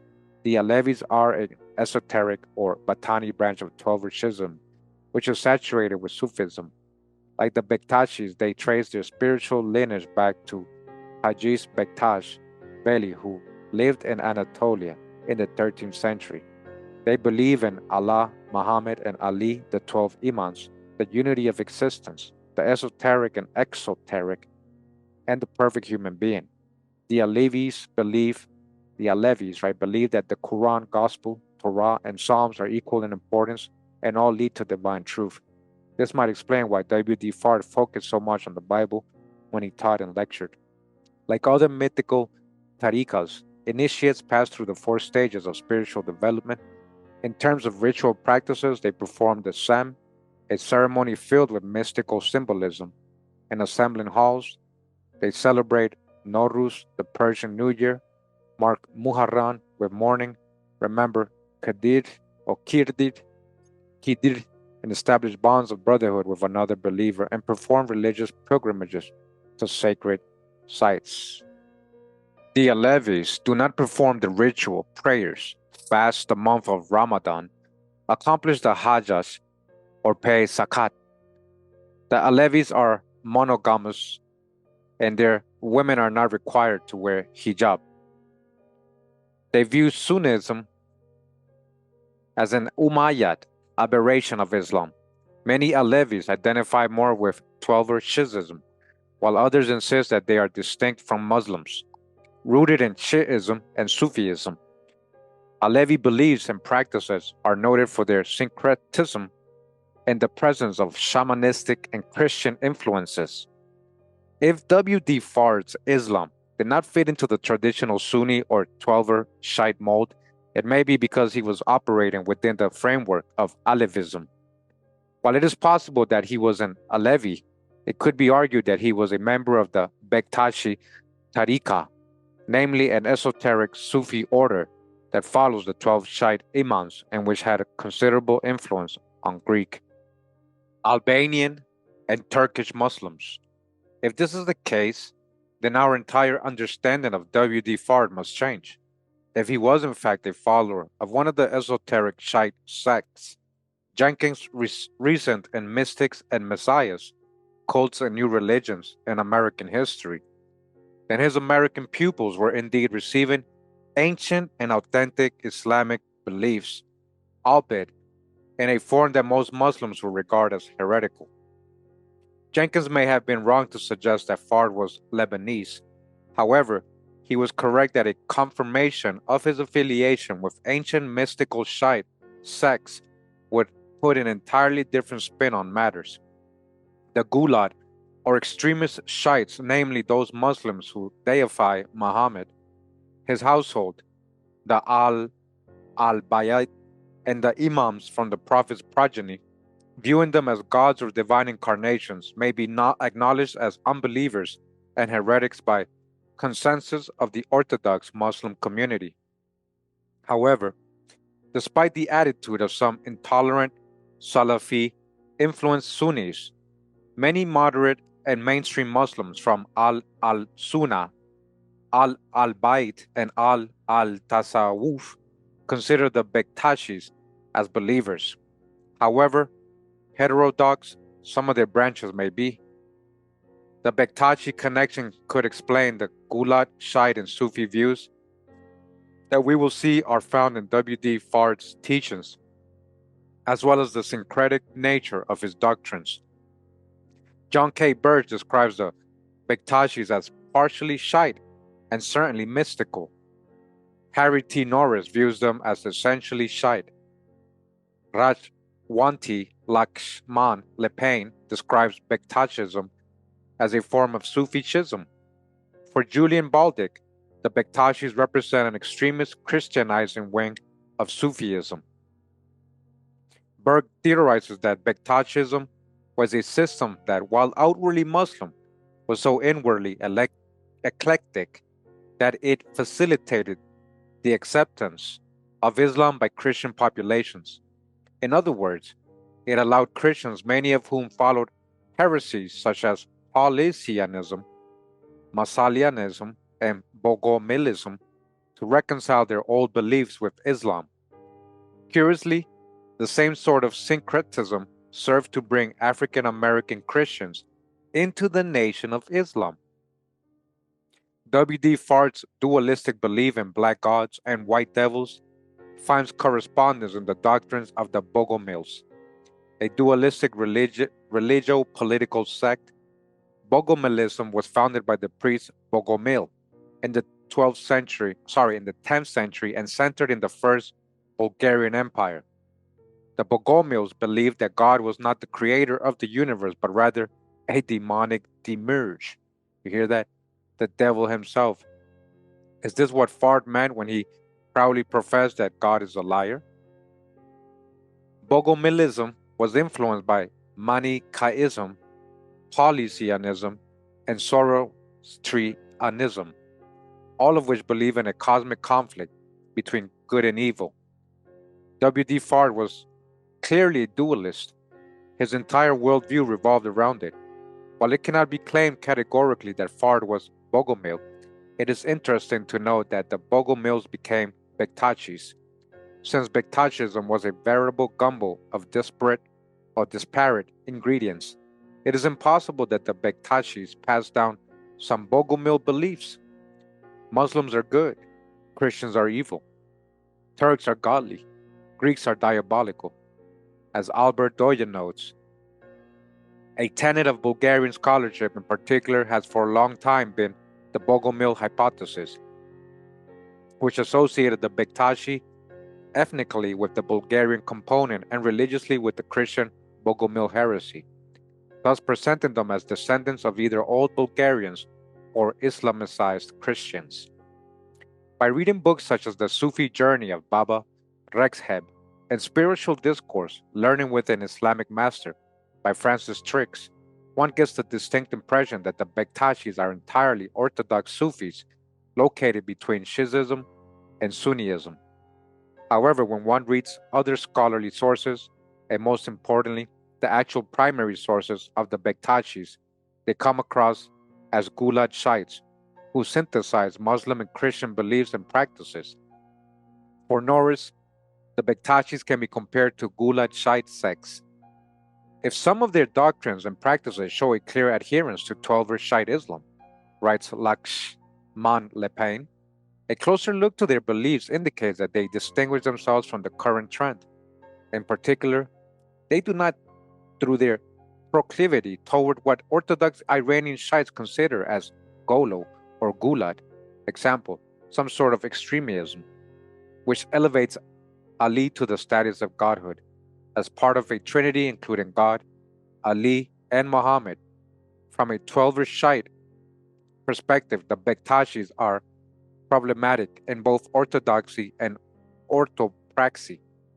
For example, the Bektashis are also known to violate Islamic laws concerning the consumption of alcohol. As Stephen E. Flowers explains, it appears that over time the Bektashi sect or order developed in two directions, with some embracing the more heretical aspects of the order more than others. This has led to a general opinion among more Orthodox Muslims that there are bad Bektashis and good ones. In some versions, however, all Bektashis are bad. In fact, of course, it is merely a matter of historical development. A Bektashi link could also explain Fard's Turkish leanings. The flag of the Nation of Islam, for example, is derived from the flag of Turkey. Fard told Elijah Muhammad that he was born in 1877, which coincides with the start of the Russo-Turkish War. This sparked a period of intense persecution of Bektashi Sufis, mass murder, and the destruction of their tekkes, or monasteries. The Bektashi believe in Wadad al-Wujud, the unity of existence, namely, the belief that everything that exists is a manifestation of Allah, could, in the hands of the ill-initiated, blow out of control and lead to self-deification. In fact, it is perfectly conceivable that a Bektashi would say, I am Allah, conflating God and self in the esoteric Batini sense, namely that there is unity between the Creator and the created. If Fard was indeed a bona fide Bektashi, this may have facilitated his entry into Freemasonry. All right? As Allen explains, a Masonic legacy equating Freemasonry with Islam also contributed to the syncretic character of the Moorish Science Temple and the Nation of Islam. One enduring thread of that legacy was constituted by the self-identification of the Bektashi Sufis of Anatolian Turkey with Freemasons. As Sarkon observed, the resemblance between Freemasonry and the Islamic Brotherhoods coalesced around two principal points in terms of structure, the ceremonial practices, perhaps even pagan ones in the case of the Bektashis, inherited from an ancient cultural source and from a social religious perspective, the Sufist philosophical tradition in Islam, and the Hermetic, alchemic, and corporative one in Christianity. And I was just about to say that that if you check out my thought videos, the old ones, you'll see where this actually has a truth to it. You know, the, the Hermetic teachings and how that a lot of Islamic teachings come out of that too, along with Christianity, Judaism, all the major religions. Seizing upon these Sufist Masonic affinities, writes Allen, the American Masonic order, known as the Ancient Order of the Nobles of the Mystic Shrine, elevated them to mythical status. The Bektashi's representative at Mecca, one of its manuals claimed, was the chief officer of the Ali Temple of Nobles, and in 1877 was the chief of the order in Arabia. Initiates into the order of nobles were greeted by the phrase, by the existence of Allah, and the creed of Muhammad, by the legendary sanctity of our tabernacle at Mecca. As Edward E. Curtis explains in Islam in Black America, the ancient order of the nobles of the mystic shrine consisted of Scottish Rite Masons who also claimed lineage tracing back to the Bavarian Illuminati. In general terms, however, few Masons claimed connection to the Illuminati, nor was it a prominent view among Shriners of any period. Baron Rudolf von Sebotedorf, the founder of the Thule Society, an occult organization that eventually evolved into the Nazi Party, was introduced to Rosicrucianism by the Jewish Termudi family in Turkey. This was deep right here, which led to his initiation into a local Masonic lodge. Equally initiated into Bektashism, he founded a lodge of the Bektashi order in Constantinople in 1910. A Rosicrucian, a Freemason, a Theosophist, an alchemist, and an occultist, von Sebotedorf describes the Bektashi order as Oriental Freemasonry. Clearly, there seems to have been a vague association between Masonry, Islam, and esotericism in the late 19th and 20th centuries. The evidence, however, does not support direct connections. According to Bowen, the evidence mostly supports the influence of the Oriental order of the Magi by means of the works of Milton A. Pottinger. If W. D. Fard was an Alevi or Bektashi Muslim who followed the 12 Imams from the household of the Prophet, then he belonged, however tenuously, in Orthodox eyes to the Ummah of Islam. If he spiced up his Islam with elements from other ideologies, he did so to make the message more palatable and appealing to his target audience. He used religious syncretism for a strategic purpose. Whether or not he crossed the line from orthodoxy to heresy is difficult to determine, as the most extreme divergence appears to have been made after his occultation. There seems to be little doubt, however, that he walked the fine line between heterodoxy and heresy. For Louis V. Baldwin and Amiri Yassin al-Hadid, there is little in common between Islam, the world religion, and the Nation of Islam, since the two theologies fundamentally contradict each other in their concepts of God, the messenger of God, and the human race. Or as Krista Busch-Chendorf puts it, Fard's and Elijah Muhammad's religious teachings were not congruent with Orthodox Islam. Be that as it may, there exists the real possibility that W. D. Fard genuinely believed that what he was teaching was Islam. It may have been the Islam in which he was raised. It may have been the tradition into which he was initiated. He may have gone from a remote mountain village directly to the Pacific Northwest, where he was surrounded by Christians. Since W. D. Fard's appearance in Oregon as Fred Dodd predates the relocation of 500,000 Greek Muslims to Turkey by 1 decade, it might be connected to the forced Muslim migrations out of Greece between 1908 and 1913. For example, the Muslims from the Vilayet of Salonika were under Ottoman rule from 1867 to 1912, when the area was incorporated into Greece. At that time, there were 335,000 Muslim Turks, which included ethnic Greek Muslims, 99,000 Muslim Bulgarians, and 25,000 Muslim Vlachs, ons Volk und Wak. As Emin Jessim Bedlek points out, The Muslims of Salonika were Greek speaking, whereas the Asia Minor Greeks were Turkish speaking. Since W.D. Fard was identified as Greek as early as 1908, the claim that he was Greek or Greco-Turkish appears reasonable. Did he not teach his followers in 1930 that Jakub, listen, the big-headed scientist, grafted the devil, white man on the island of Patmos? Ha, that's a Greek island, right? Occupied by the Ottomans for almost 400 years, from 1523 to 1912. It fell from Muslim hands at approximately the same time that W.D. Fard sought refuge in the Pacific Northwest. If he arrived in 1910, as Elijah Muhammad stated, or in 1908, as he mentioned to the press in 1915, then it is possible that he came from Crete. The island in question was home to Cretan Muslims, descendants of the ethnic Greeks who had converted to Islam after the Ottoman conquest in the 17th century. Although the language of administration and prestige was Ottoman, Turkish, Cretan Muslims used Greek to express their Bektashi Islamic sentiment. After all, Islam in Crete was profoundly influenced by the Bektashi Sufi order. Although they identified as Greek Muslims, Christian Greeks described them as Turco-Cretans, since they had betrayed the Greek Orthodox Church.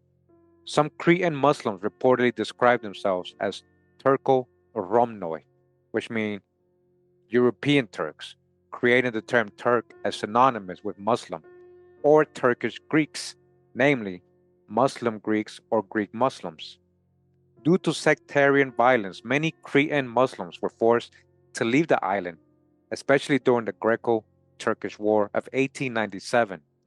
Although some Cretan Muslims refugees settled along Turkey's Aegean and Mediterranean coast, others created close-knit communities, preserving the Cretan Greek dialect, culture, and traditions in Syrian cities such as Damascus, Aleppo, and Al-Hamidiyya. They also settled in Lebanon, in the city of Tripoli, Haifa in Palestine, Alexandria and Tanta in Egypt, and finally, as far away as Apollonia and Libya.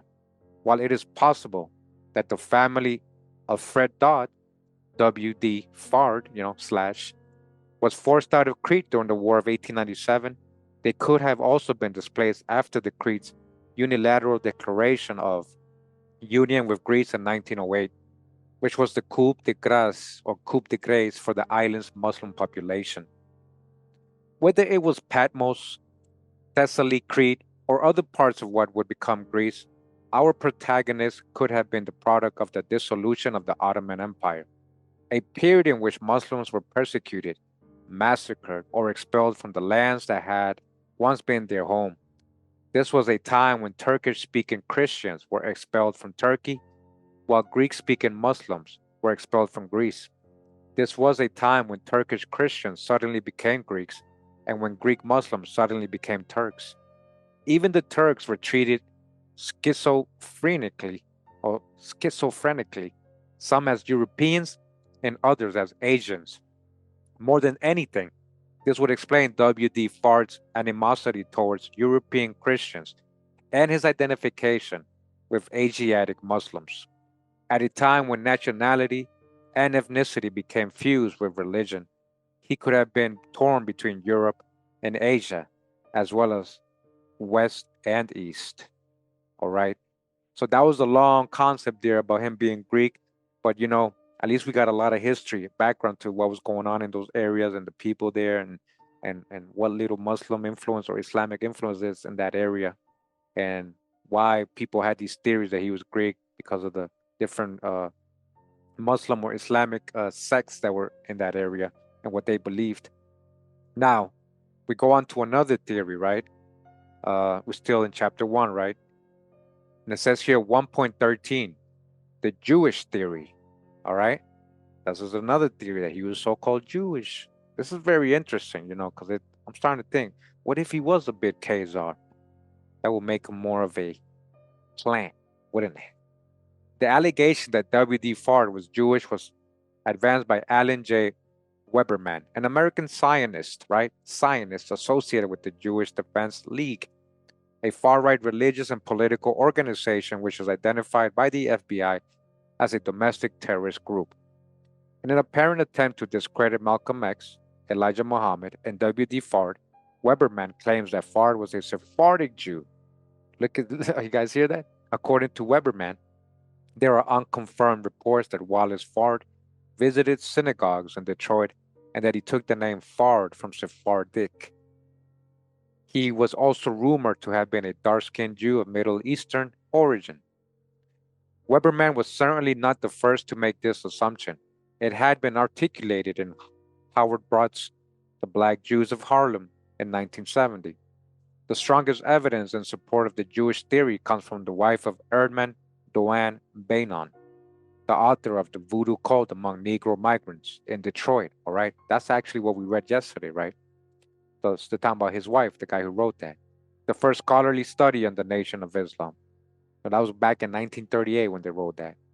When interviewed by the FBI in 1957, she mentioned that her husband was close to a sociology professor at the University of Chicago named Louis Wirth.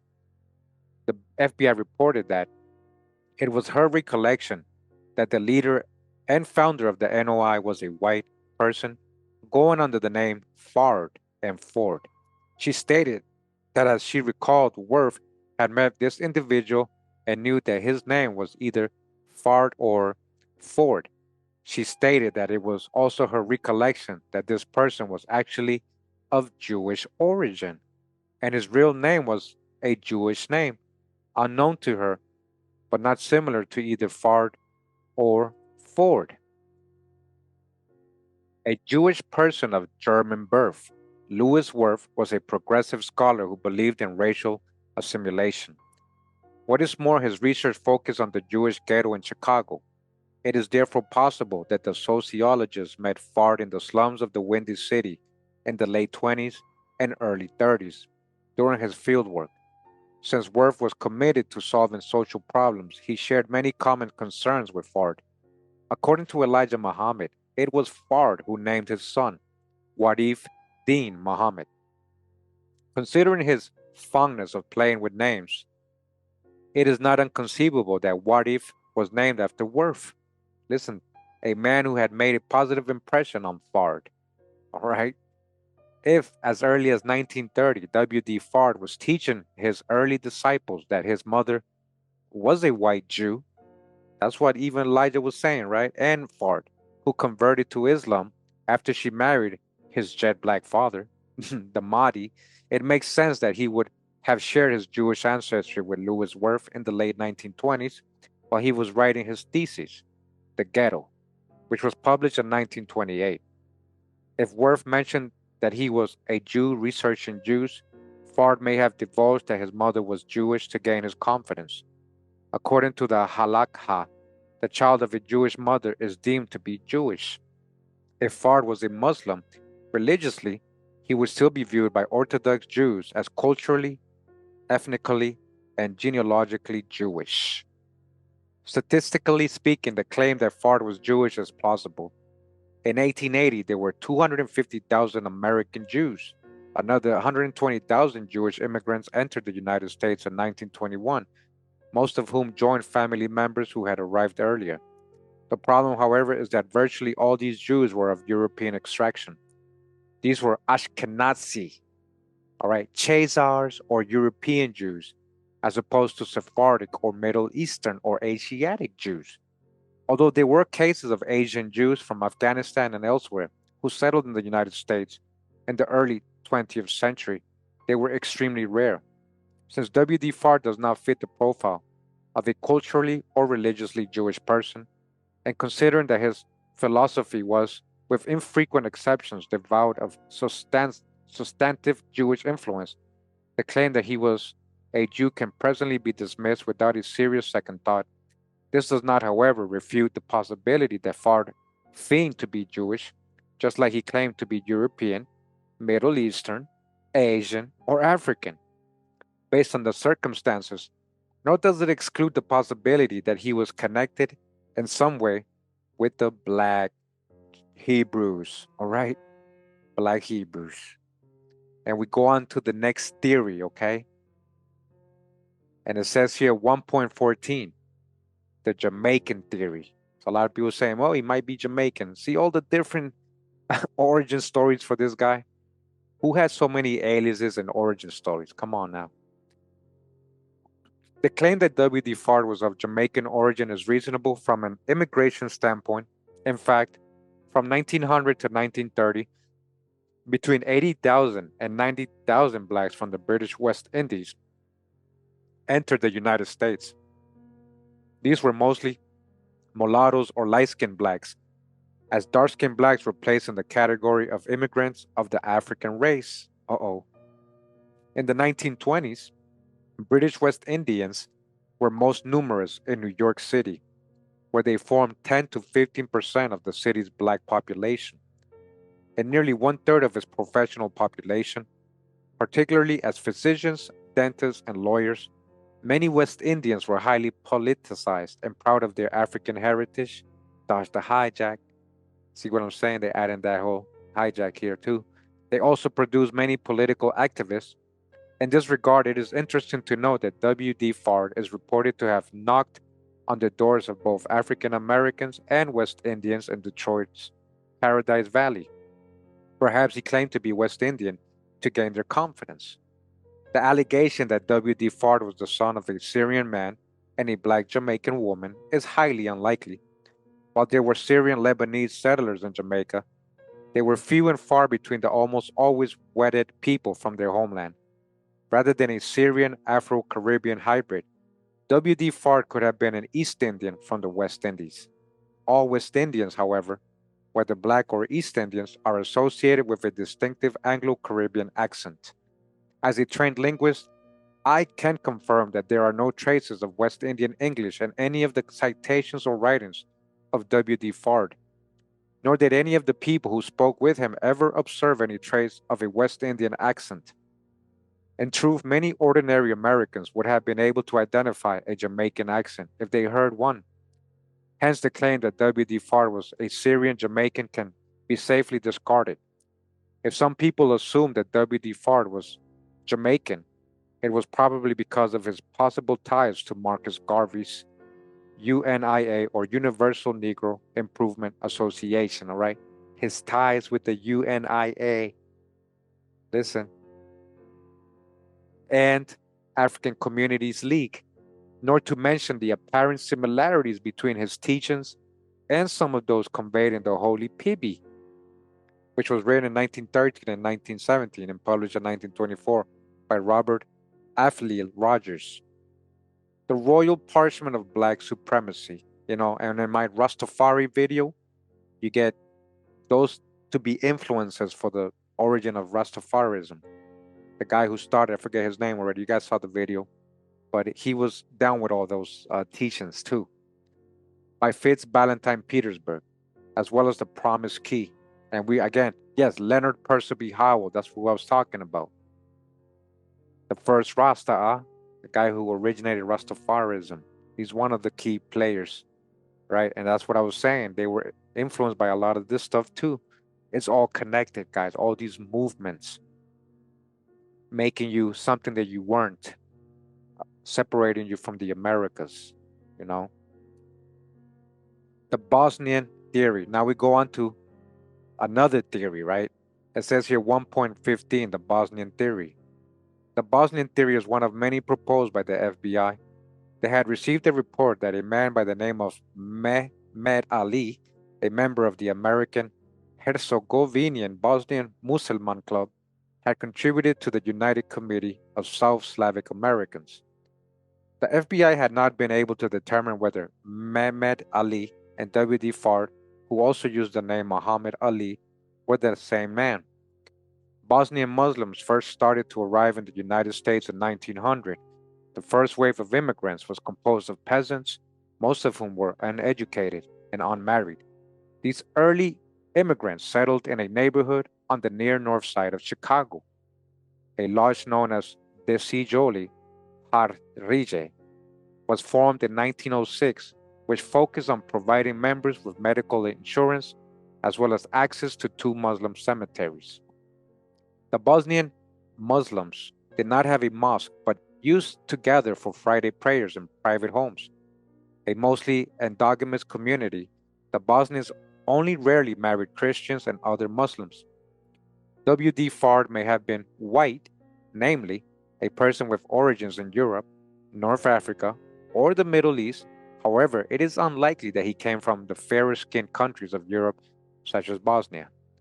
If W.D. Fard was of European extraction, his Mediterranean physical traits and the color of his skin compare more favorably to those found in Spain, Italy, or Greece. However rare, they are dark skinned Bosnians. Hence, the possibility that Fard was Bosnian cannot be discarded outright. All right, and I just want to add to that, before there was mainly fair-skinned Bosnians, there was a lot of swarthy Bosnians, like, you know, there were swarthy people all over the world in past times, guys. Now we're going to another theory. You see all the different origin stories for him? It says here 1.16, the Algerian theory. To my knowledge, the Algerian theory has only been picked up by Patrick D. Bowen during his investigation of 1942. The FBI interviewed an individual apparently associated with the Moorish Science Temple of America. The report reveals that this informant identified an individual by the name of Fard, whom he believed to be an Algerian, and who was instrumental in having many members leave the Moorish Science Temple and affiliate themselves with a group which he referred to as the Muslims. All right, that was all it. That was it for that theory. Then we got another theory here that he might have been, as it says here, 1.17, the Moroccan theory. As far as Patrick D. Bowen is concerned, Fard almost certainly told some in the NOI, or the Nation of Islam, that he was from Morocco. Like the Moors, right? At least this is what a Nation of Islam member explicitly told a reporter in 1932. Like the Algerian theory, no scholar that I am aware of has argued in favor of the Moroccan theory. Although some African Americans describe themselves as Moors, there were virtually no Moroccans in the United States in the early 1930s. Consequently, the odds that W.D. Fard was Moroccan were slim to none. Continuing, another theory here, another origin story. 1.18, the Albanian theory. Oddly enough, no scholar that I am aware of has advanced the theory that W.D. Fard was of Albanian origin. Yet considering that there has been a significant Albanian community in Detroit since the early decades of the 20th century, and that many members of the community follow the Bektashi form of Islam, a syncretic combination of radical Shiism and Sufism with additional elements drawn from shamanism and Christianity, this would have been an ideal avenue to explore. Such neglect is regretful, as it might have helped to connect some dots. W.D. Fard's arrival in the Pacific Northwest in the person of Fred Dodd may also have been prompted by the Albanian War of Independence, which was supported by the Bektashi spiritual leader, or perhaps the Greek occupation of southern Albania during the Balkan Wars of 1912 to 1913, which resulted in the destruction of many Bektashi tekis and the murder of a large number of dervishes and babas. All right. And now we go on to another theory. Here we go. Which is that he was so-called African American or so-called black and American black. Is that what they mean? It says here 1.19, the African American theory. In retrospect, since he claimed to be black, it seems like the first place that anyone should have looked for W.D. Fard's origin was the United States of America. This is exactly what Arna Bontemps and Jack Conroy suggested in any place but here. For them, Fard was a Negro, or at any rate, a dark-skinned man, as Levin's song wonders. Was he just like Elijah and most of the people whom he attracted to his new religion? The son of a former slave, uneducated in his early life like his friends in Detroit, come north to escape Jim Crow South and seek his fortune, who may have taught himself to read and then managed to attain an amazing smattering of education, especially under the influence of Noble Drew Ali and his Moorish Science Temple, and no doubt hanging around the public library, like Elijah, right? He was in the Moorish Science Temple, guys. We got videos on that, remember? Besides Levin's song, one of the only other sources to suggest that W.D. Fard was African American was the Associated Press that described him as a black itinerant. in a 1972 article. When compared to other options, however, the FBI concluded in 1957 that it was more likely that Fard was of Arab descent than of African American ancestry. However, since the FBI gave scant credence to the claim that W.D. Fard was an Arab, this shows just how feeble the claim of African American origin really is, since Fard Muhammad looked just like a straight haired, sharp featured Caucasian. Few African Americans were gullible enough to believe that he was black. On the contrary, the people of African ancestry that he encountered in Detroit dodged the hijack. This author saying that all blacks came from Africa. See what I'm saying? Dodged the hijack big time. We debunked that, right? So, on the contrary, so-called blacks that he encountered in Detroit generally regarded him as a well-intentioned white man. He's a good one. He's one of the good ones, right? A well-intentioned white man who was apparently genuine, concerned about the conditions in which they lived. After all, as Gilles Keppel has stated, photographs taken of Fard in custody show a very un-African face. And it says here for the dismount 1.20 conclusions. Considering that W.D. Fard has been connected to North America, South America, the Caribbean, Europe, North Africa, the Middle East, and Asia, it is understandable that a cautious investigative reporter like Paul M. Barrett played it safe. As far as he is concerned, Fard's precise origins and identity remains mysteries. Based on the above facts and figures, however, it is feasible to reach several summary conclusions. W.D. Fard does not appear to have been Jewish, nor is it likely that he was the Jamaican son of a Syrian father. If he was East Indian, he may have arrived from British India through Cape Town, London, Montreal, or New York, or from British India through Australia, New Zealand, Hawaii, British Columbia, Oregon, Washington, or California.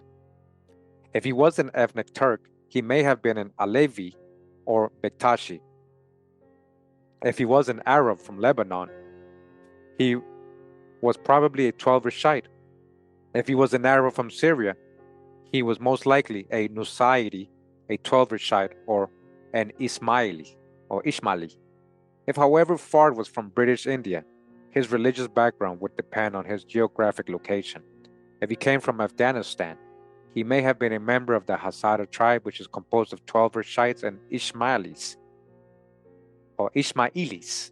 Alternatively, he could have belonged to the Bangash tribe, which has a significant Shite population, or the Orakzai, which includes Shiites, Sunnis, and even some Sikhs or Sheikhs. If he was from Shinkay in Sabul province, he was almost certainly a Hanafi Sunni, since virtually all Pashtuns belong to that branch of Islam. The only exception is the Turi or Toria, a subtribe of the Karlani Pashtun, which followed the 12 Rashid faith. If he came from Pakistan, the evidence also favors a 12 Rashid or Ismaili background. If he came from what is now India, particularly the area of the Punjab, he may have been a member of the Ahmadiyya movement in Islam. W.D. Fard could also have been a 12 Rashid or Ismaili from the Pakistani Punjab. The fact of the matter is that the theological ideas espoused by W.D. Fard have little to no similarities with Sunni Islam. Based on his possible geographic background, it seems safer to say that W.D. Fard came from a Gulat, 12 Rashid, or Ismaili environment. Nonetheless, if we wish to more accurately pinpoint his early influences,